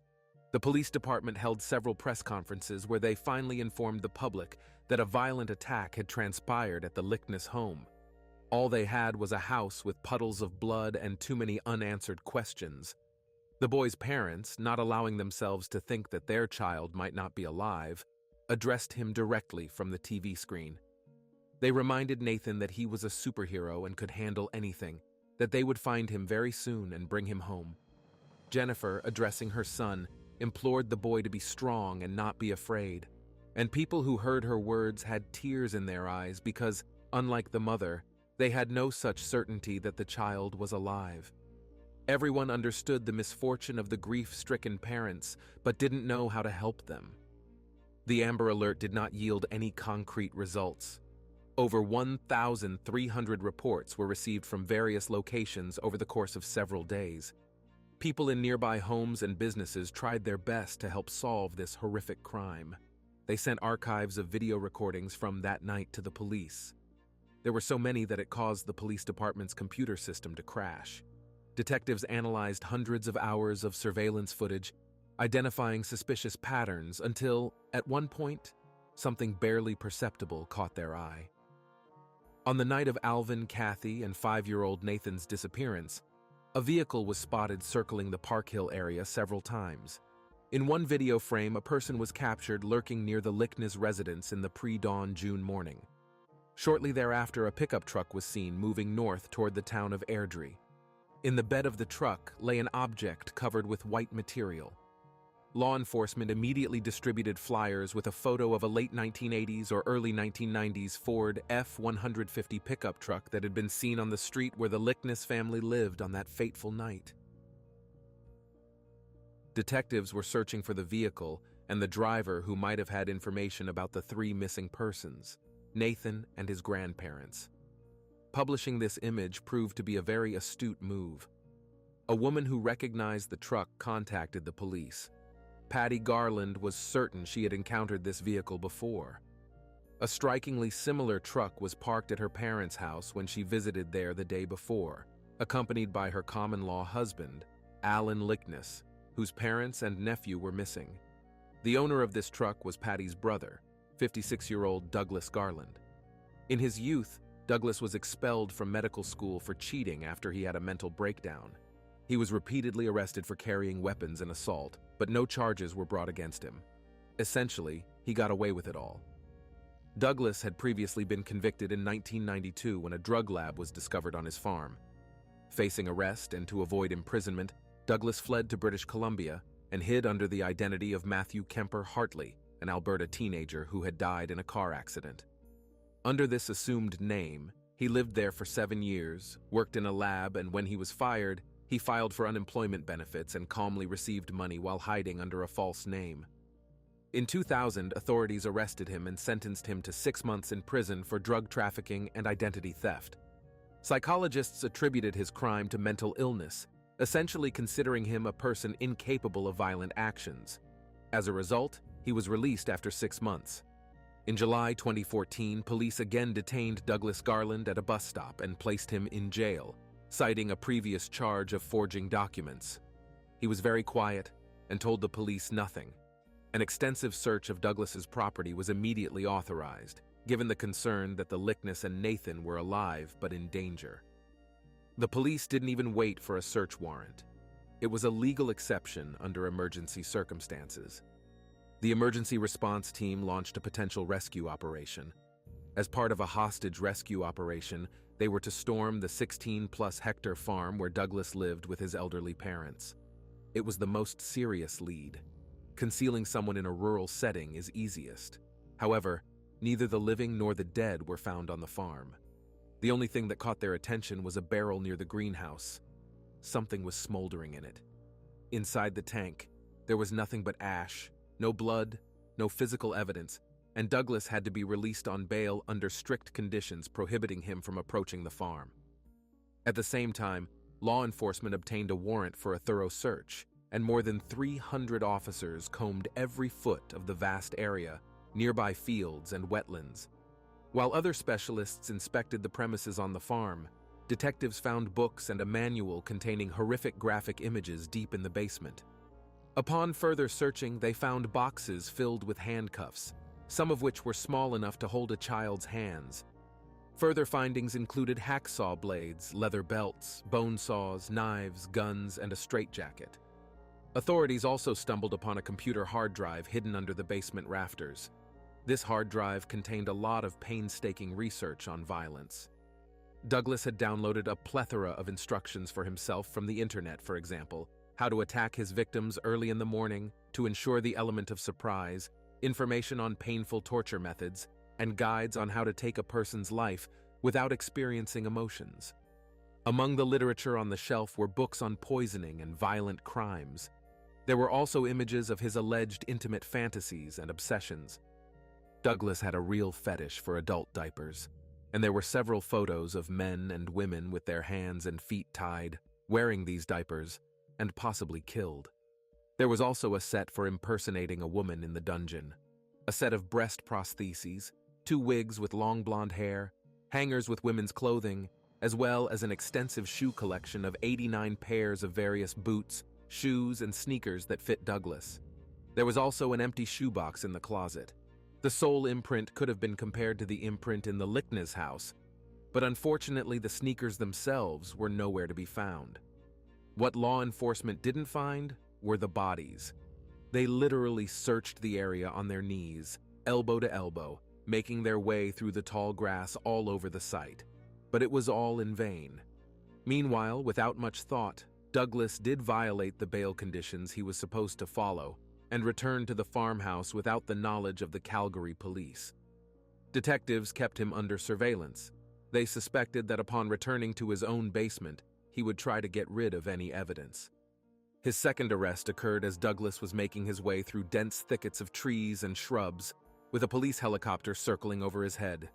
He was charged with the murders of Nathan O'Brien, Kathy, and Alvin. 2 weeks had passed since the disappearance of the people. Despite the absence of bodies found, Douglas was charged with a whole series of offenses, supported by a staggering amount of evidence, 1,400 pieces.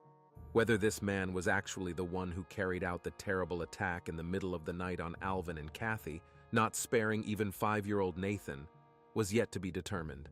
The police, without halting, continued the investigation.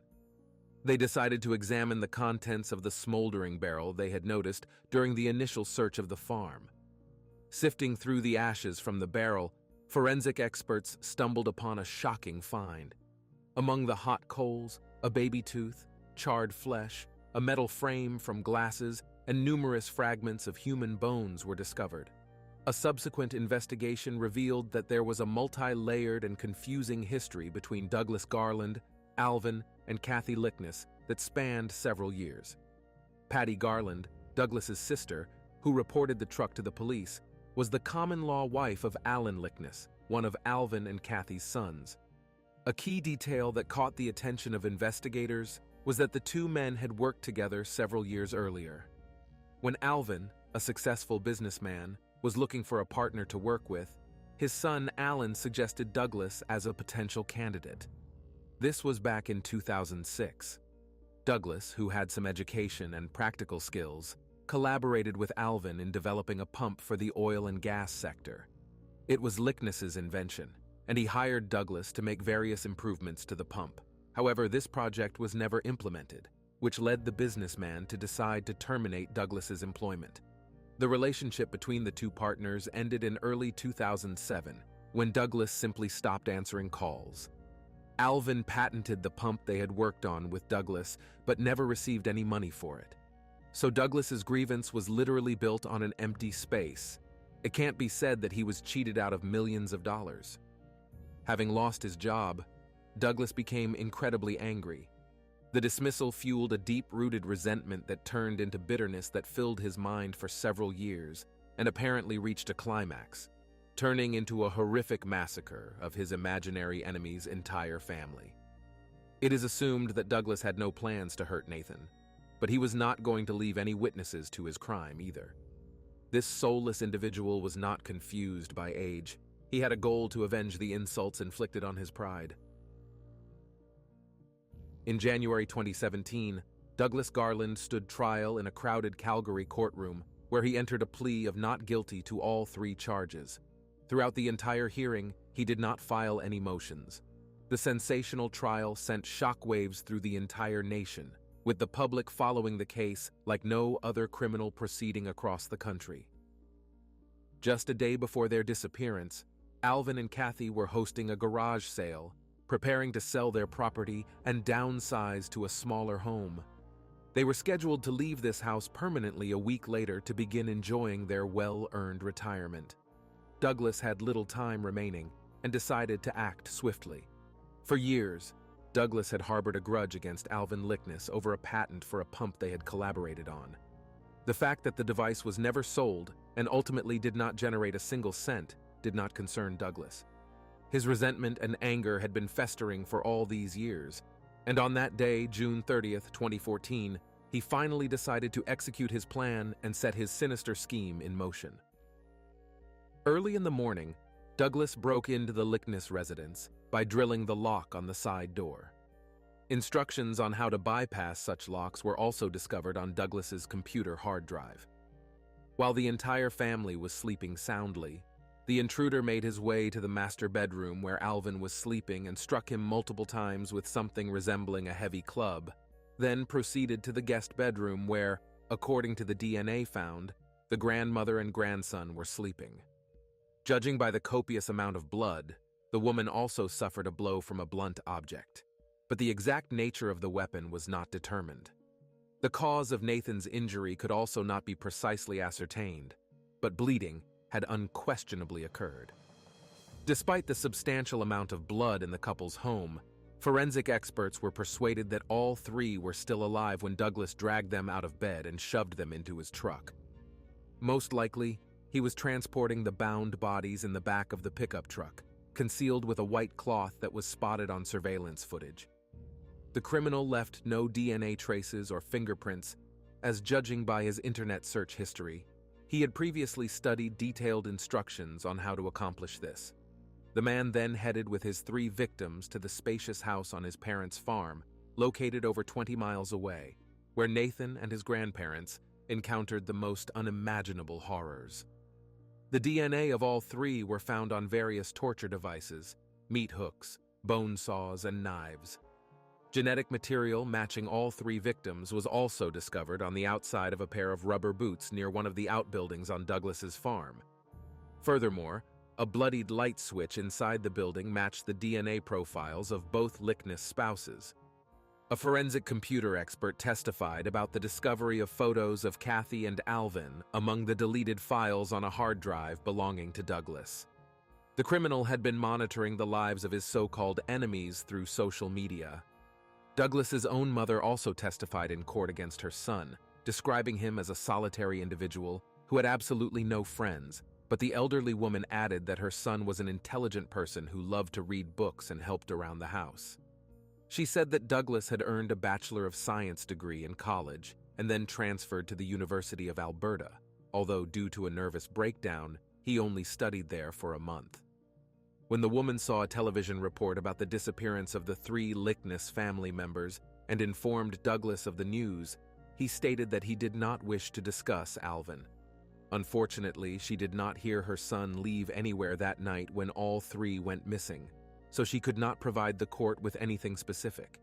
His own sister Patty made her son photograph her brother's pickup truck and sent the pictures to the police. It was her actions that led investigators to solve the case. However, the defense attorney, as anticipated, insisted that there was no specific evidence, neither forensic nor scientific, that would indicate that Douglas was in the Lickness home on the night of the attack. No one saw or could confirm that it was the defendant who took the lives of the boy and his grandparents. There was not even any information as to why these 3 met their demise. According to the defense, he should be completely acquitted. Don't forget to subscribe to the channel if you like this video. It's really important. On February 6, 2017, towards the end of the trial, the prosecution presented one of the key pieces of evidence that they stumbled upon by sheer chance. The primary evidence in this case literally descended from the heavens. At 9:30 in the morning on July 1st, 2014, the day after the incident at the Lickness residence, a small plane belonging to an aerial photography company was flying over Airdrie airspace, mapping the city and 2 other small suburbs of Calgary. It was capturing images every 3 seconds, and by an almost incredible coincidence, it took 2 photographs that would later be presented as evidence in court and largely conclude the case against Douglas Garland. The photographs depicted 3 torsos lying face down on the ground near 3 sheds south of the main house. 2 of them were clearly adults, completely naked except for some white fabric wrapped around their waists. Most likely, considering Douglas's fetish, these were adult diapers. Experts were even able to determine the approximate height of these individuals. 2 bodies were 6'2" and 5'6" tall, and the third was much smaller. The small figure was lying on its side in the grass, curled up next to a burn barrel. Presumably, the remains of the adults were decapitated. The pilot of the aerial mapping plane testified that when he flew over the farm again 26 hours later, the bodies were no longer visible in the photographs. In this tragic case, the silence of the deceased echoes loudly. There were no bodies left, only tiny fragments. The sole confirmation of their existence on this planet was buried in the ashes left in the burn barrel. The bits of flesh and bone belonged to 5-year-old Nathan and his grandparents. It appears that after dismembering the bodies, the murderer decided to incinerate them, undertaking a grim process resembling cremation. While the horrific details of the monstrous crimes were being revealed in court, Douglas seemed unfazed and even made some notes to himself. He never exhibited any remorse for his actions. None of the victims' relatives were able to testify at the trial, but the written statement of Nathan's father, Rod O'Brien, resonated through the courtroom. In the letter, the man said that they did not have enough time to enjoy the company of their boy, and now they do not even have the opportunity to bury him properly, as there was practically nothing left of him. After several hours of traumatizing testimony and approximately 10 hours of deliberation, the jury reached their verdict for the defendant. The judge presiding over the case of the horrific triple murder in Calgary showed no mercy. He sentenced Douglas Garland, convicted of the deaths of Nathan O'Brien, his grandmother, and grandfather Alvin and Kathy Lickness, to the harshest possible sentence, 3 25-year terms without the chance of parole for 75 years. Theoretically, Douglas would have to be 129 years old before he could apply for a pardon. On the day Douglas was sentenced, He was assaulted by several inmates in prison and suffered serious injuries. After that, he was repeatedly subjected to abuse by other convicts for the killing of 3 innocent people, including a 5-year-old boy, over a senseless grudge that had occurred several years earlier. The heartbreaking events that unfolded in the Lickness and Nathan case had a profound impact on families and society as a whole. The void left by the loss of Alvin, Kathy, and young Nathan was immeasurable. The consequences of this tragedy resonated not only in the courtroom, but also in the hearts of those who knew and cherished this family. Words cannot describe the pain experienced by the parents of the deceased boy. Although they communicated with the press daily, they both refused to discuss any details of the horrific crime. Jennifer and Rod cope with difficulties day after day, raise their 2 sons, and try to adjust to life where their little superhero is absent. In the face of unimaginable grief, Nathan's parents, Rod and Jennifer, found a way to channel their pain into something positive. They established the Nathan O'Brien Children's Foundation, which is a beacon of hope and is recognized for transforming the lives of children in disadvantaged conditions. Their mission is to honor the memory of the deceased boy by providing other children with opportunities to live, hope, and fulfill their aspirations. Nathan loved sports, so the founders of the foundation annually organize sports events for children, teaching them to play hockey, imagining how the boy would have enjoyed participating in these competitions. Another thing Nathan loved was talking to his father before bed. Their last conversation will forever remain etched in Rod's memory. His son began to ask his dad what heaven was like, which was quite strange to hear from a 5-year-old child. But Nathan dreamed of being a superhero and soaring through the sky, cutting through the clouds with his hands. He told his father that he would meet them in heaven when they passed away. Rod even thought that his son somehow sensed that this would happen soon. Nathan's mother, Jenny, watches with tears in her eyes as her son's friends grow up, knowing that she will never see her boy as an adult. The Lickness and O'Brien case is a tragic chapter in Calgary's history, leaving an indelible mark on the hearts of not only the city's residents, but also the entire country and the whole world. May the story of the untimely passing of Alvin, Kathy, and little Nathan be a poignant reminder that we need to cherish our loved ones and strive for a world where kindness triumphs over cruelty, meanness, and anger.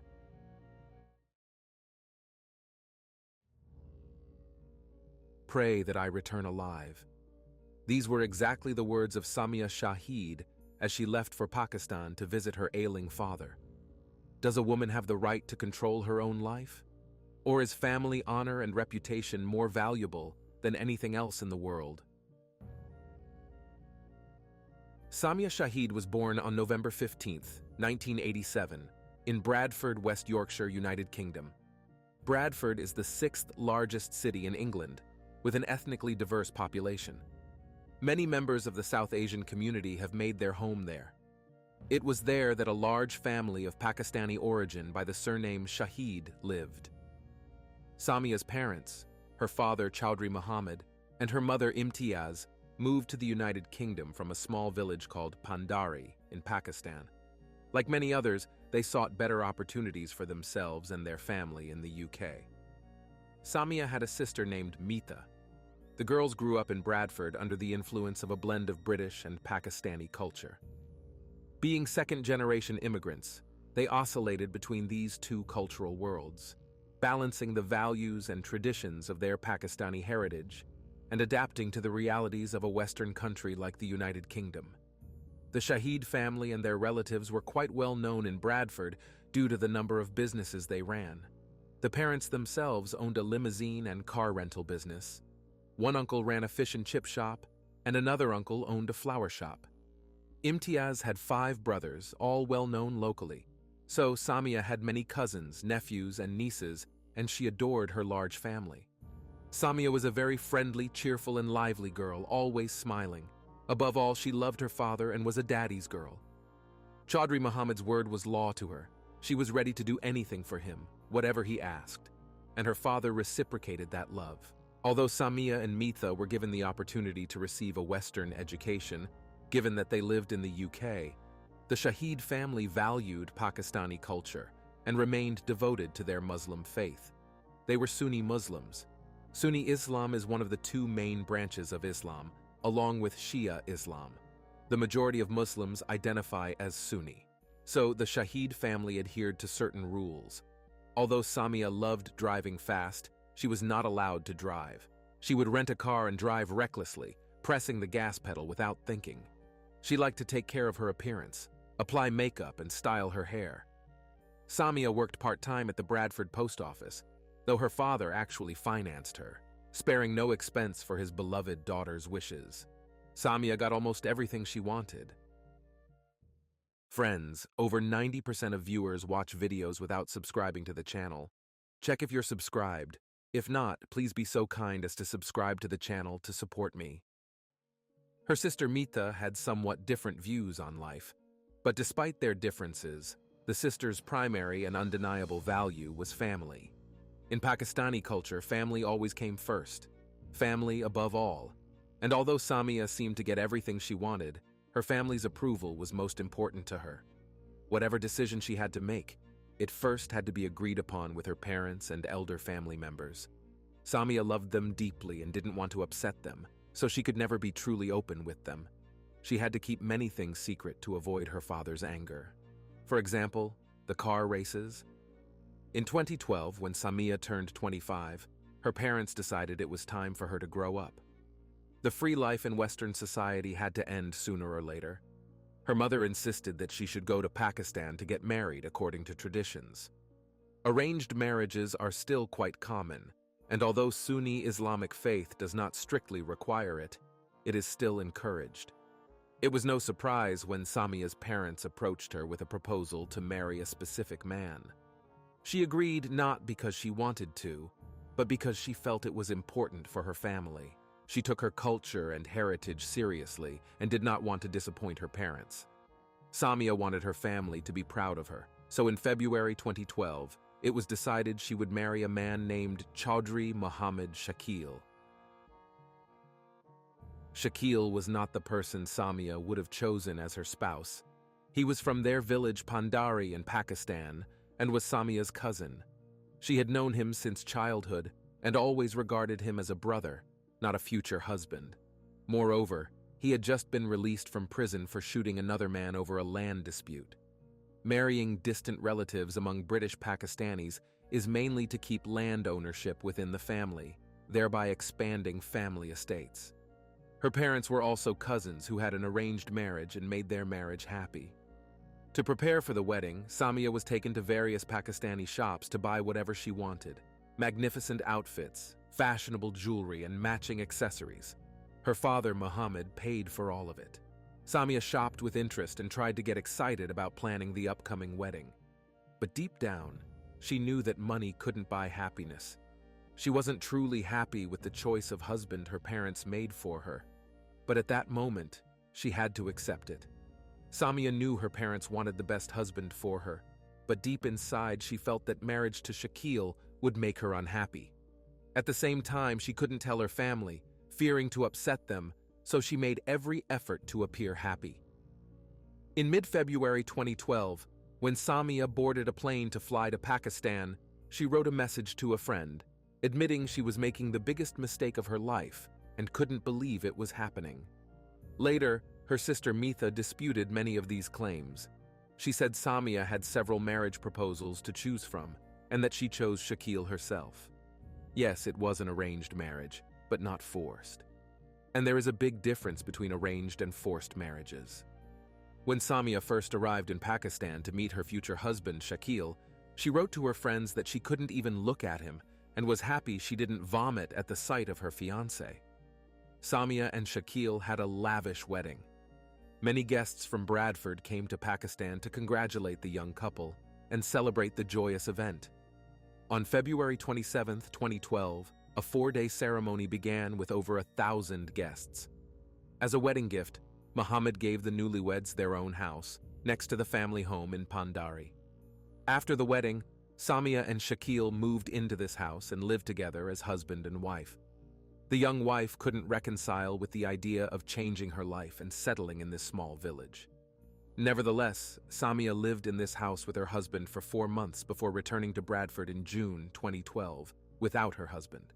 Shakil stayed in Pakistan, waiting for immigration documents. Samia returned to England to apply for a spousal visa for her husband so he could become a British citizen. But she was in no hurry. Samia and Shakil's wedding in Pakistan was a nikah ceremony, a formal marriage contract according to Muslim customs. According to Sharia principles, this is considered a registered marriage and implies an agreement between a man and a woman made before witnesses and a cleric. However, British law requires specific legal steps to recognize such a marriage. One of these is holding a civil ceremony in the UK and obtaining a marriage certificate legally confirming the marriage. Thus, the nikah was not considered a legal marriage in another country without official documentation. After returning to the UK, Samia's friends noticed she had changed and was acting differently. She clearly harbored resentment towards her parents. Samia became nervous and agitated when discussing her husband Shakil. She felt he was constantly watching her. Even though Samia was in another country, Shakil insisted she call him daily via Skype video chat and stay in touch most of the day. The young wife felt trapped and in August sent a voice message to a friend saying she wanted to die, hated her life, and no longer wanted to be Shakil's wife. On the other hand, her relatives claimed that Samia boasted to everyone in Bradford about her lavish wedding and said she was happy in her marriage. Otherwise, why would she voluntarily take a flight back to Pakistan to Shakil if she were unhappy? These differing accounts suggested that the marriage was not as smooth as it seemed. After living with her husband in Pakistan for 6 months, Samia returned to the UK. This time her friends saw the old Samia, cheerful, happy, smiling, and sociable. But there was a reason for this. The young woman told her friends she had met a man named Syed Mukhtar Kazim, whose friends called him Ali. Ali was also from Pakistan, but he had British citizenship and worked in Dubai. They initially met online and became friends. Then they met in person in London in October 2013 and immediately felt attracted to each other. Ali embodied everything Samia wanted in a man. He was loving, caring, and kind. He understood her perfectly, and his feelings were mutual. Everything in his life made sense when Samia was around. They knew they risked each other's lives by being together, but they felt their love was stronger than the hatred and threats they faced and worth fighting for. Samia told Ali about her current situation, how she married someone she considered her brother and who controlled her. Ali couldn't understand how a loving father could turn his own daughter into an object for sale or exchange. Samia knew she wanted to be with Ali, spend her life with him, have children, and grow old together. To do this, she needed to divorce Shakil. She couldn't divorce through a British court since their marriage was not registered under British law. Samia and Shakil married under Sharia law, so they had to divorce according to Muslim customs. In May 2014, Samia asked Shakil for a divorce, but he refused. Under Sharia principles, for a marriage to be valid, both the bride and groom must give mutual consent. If it is found that one of them agreed to the ceremony under any physical, financial, psychological, or emotional coercion, the marriage can be considered forced and annulled. Samia approached the Islamic Sharia Council of the UK. She also converted from Sunni to Shia Islam, Ali's branch of Islam. She then visited a mosque to speak with a cleric. Under oath, Samia told him her first marriage was forced, done without her free will, and under family pressure. After receiving this information, the cleric wrote to Samia's husband, asking for his version of events. But Shakil refused to discuss their marriage, leading Mr. Kazmi, who was handling the case, to declare Samia and Shakil's marriage invalid. Several friends were with Samia when she signed the divorce papers. At that time, her family did not even know this was happening. This was strange, considering she lived in her parents' home in Bradford. Soon, Samia and Ali planned and organized their own wedding day. They secretly married in September 2014 in Leeds, with only a few friends present to help the bride prepare for the ceremony of the two lovers. The nikah ceremony was conducted by the same cleric, Mr. Kazmi, who had granted her divorce from Shakil. Samia and Ali's wedding day was a joyful day. The bride confessed to a friend that she felt like a princess and was truly glowing with happiness. The newlyweds also registered their marriage at the UK Registry Office, but the wedding day did not mark the beginning of a peaceful family life with her beloved husband. Soon after, in October 2014, while walking down the street with her cousin, Samia was attacked in an alley by some men. Strangely, only Samia was harmed. She was beaten on the legs with metal rods. It was clear that the attack was planned in advance and that the victim was not chosen at random. The girls immediately reported the attack and the injuries to the police. Samia's legs were covered in red and purple bruises. This attack was likely organized by people who knew her family and was likely due to her marriage to Ali. The secret was apparently out. At that time, her new husband had to return to Dubai for work, and his young wife stayed in Bradford, waiting for a visa to join him later. It seems the Shahid family learned of the attack on their daughter from a phone call when she called her parents from the police station. But instead of support, she faced a barrage of insults. The police heard the entire conversation, while Samia's mother, Imtiaz, was unaware that others were listening.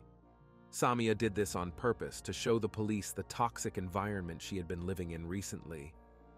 She felt like a prisoner in the house where she once was happy, enduring unpleasant words from the people she loved more than life.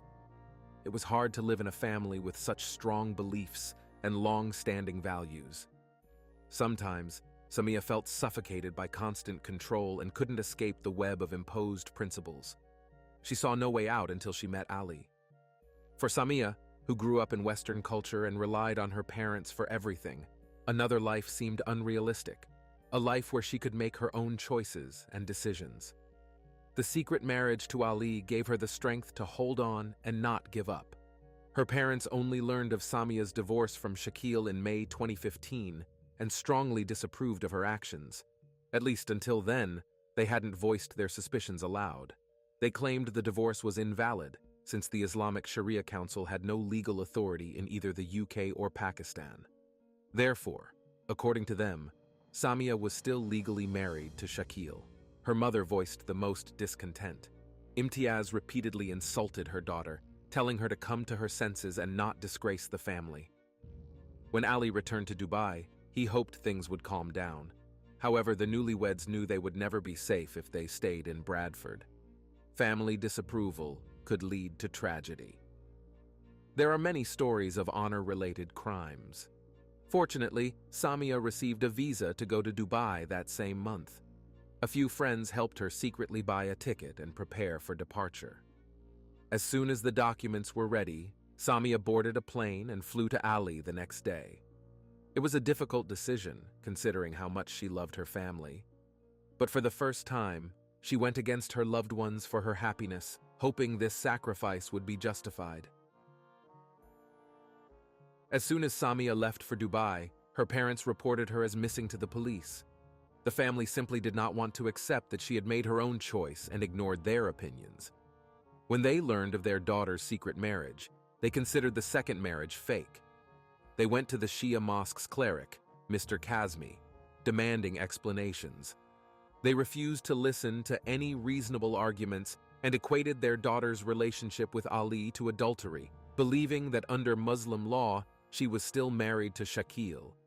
The Shahid family even went so far as to threaten the cleric for aiding in Samia's sin. Mr. Kazmi notified the police of the threats, and the authorities gave him some safety advice. Meanwhile, Samia was incredibly happy in Dubai.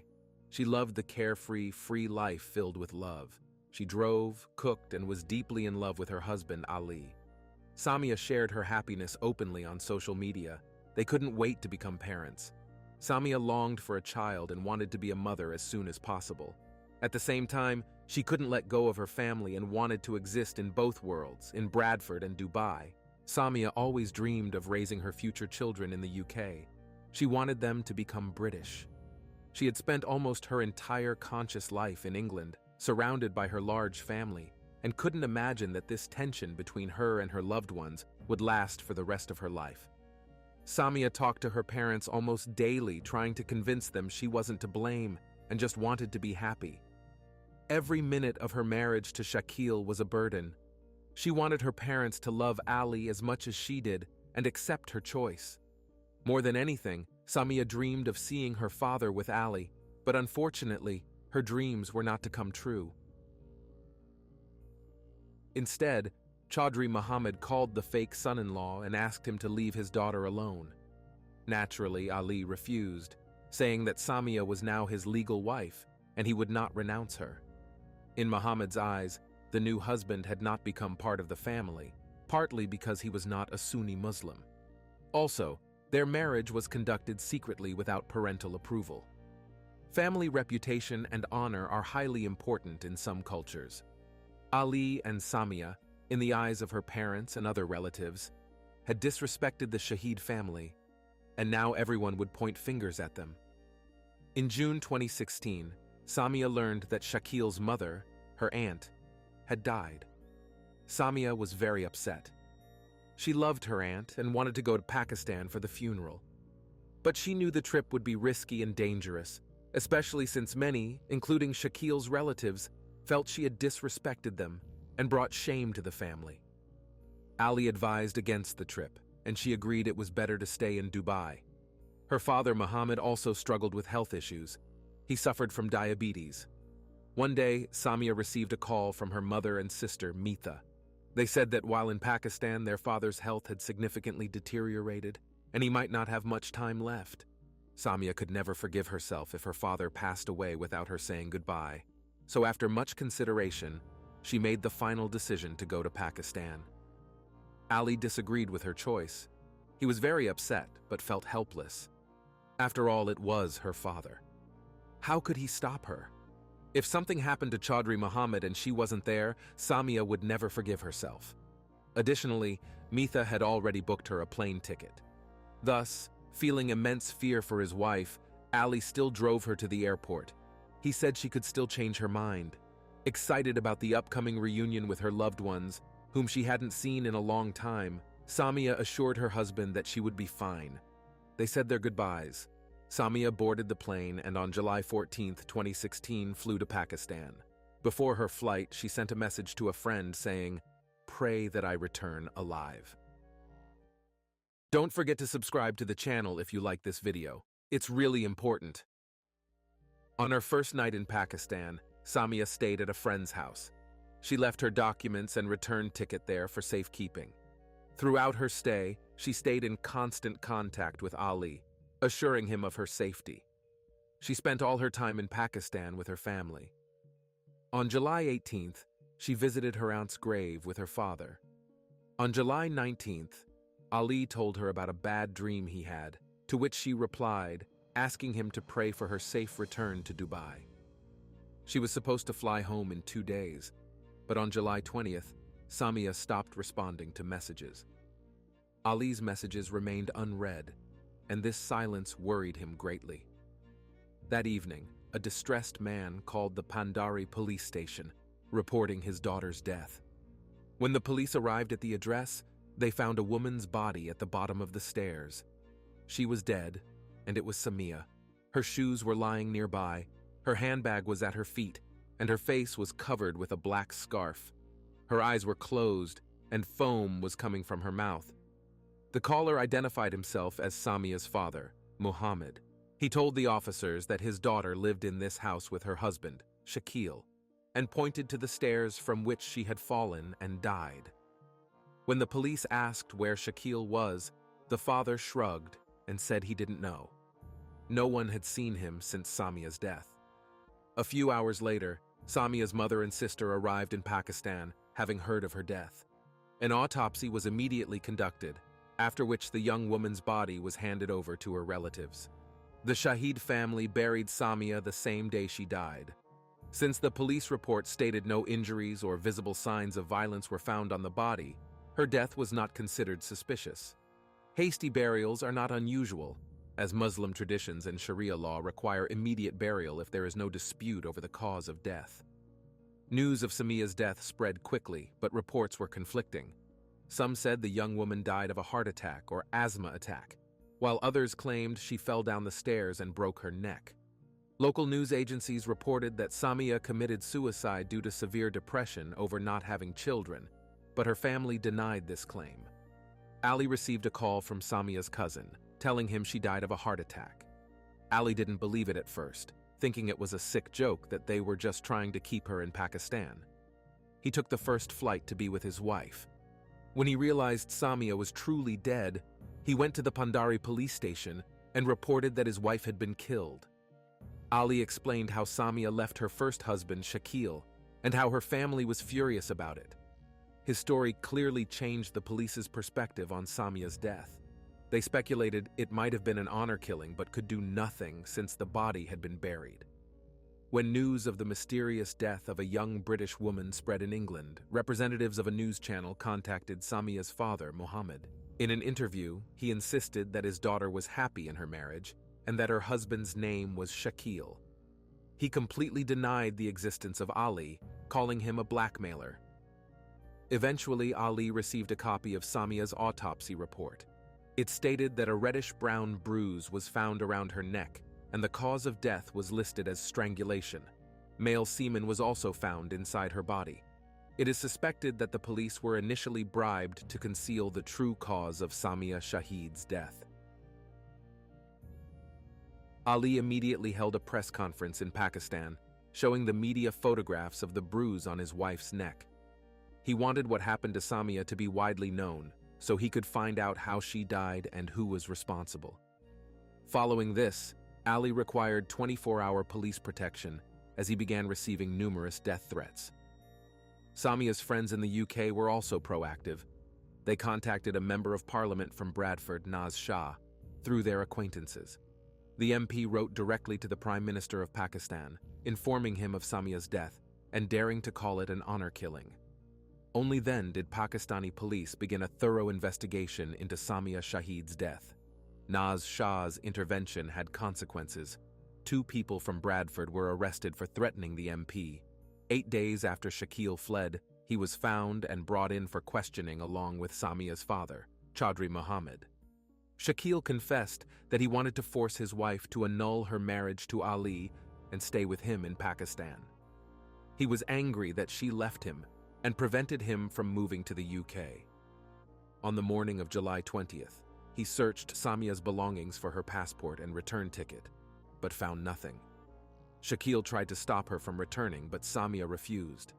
Enraged, he pushed her onto the bed and raped her. His semen was found inside her body. Samia then tried to escape the house where she felt trapped during their marriage. But her ex-husband caught up with her, wrapped her scarf around her neck, and squeezed it tightly. Her father denied any involvement. This time, the police didn't believe the story of a happy marriage. Investigators believed that both the Shahid and Shakil families disrespected Samia's attempt to divorce, marry another man who wasn't a Sunni Muslim, and escape with him to Dubai, thereby ruining Shakil's chances of moving to the UK and disgracing the family. To them, a woman's desire to live her own life was an unimaginable luxury and a betrayal of the family. When Samia tried to escape from her first husband, she ran into her father, who nodded to Shakil in approval. While Shakil strangled her, Mohammed held his daughter's legs. Then Shakil fled, and her father tried to cover up the crime as an accident. The problem was the lack of evidence. Although Samia's death was ruled a homicide, it was impossible to prove who killed her. In September 2018, after 2 years in custody, Shakil was released on bail. Despite his police confession, it was insufficient for conviction in Pakistan. In 2019, he remarried a British Pakistani woman and applied for a spousal visa to enter the UK, as this was his ultimate goal. However, MP Naz Shah ensured his visa application was denied. After 4 months in prison, Chaudhry Mohammed Shahid, Samia's father, appealed to the Supreme Court and was released due to insufficient evidence. The court found the evidence inadequate to hold him in custody. In January 2018, he was hospitalized for kidney failure and died in a Lahore hospital at 52. In October 2016, arrest warrants were issued for Samia's mother and sister, but they managed to return to the UK. From there, Meetha gave a completely different version of events. She claimed their family was free, and their parents never forced them into anything. Instead, Samia often complained to her about life with Ali, saying he took all her money and she lived in hardship in Dubai. She even sent photos showing her life far from luxurious. It seemed Samia had a different vision of her life in Dubai. Mita believed these accusations destroyed their family, tarnished their reputation, and left them in poverty due to false claims. Regardless, it does not change the tragic fact that a young woman was sent to her death at the peak of her life by those she trusted and loved. Samia Shahid deserved the chance to make her own choices, whether she made mistakes or not. No one has the right to take someone else's life. It's just a pity that the men of the Shahid family never understood this. This is the end of the story. Like the video and leave your thoughts in the comments. This was Jeremy. See you soon.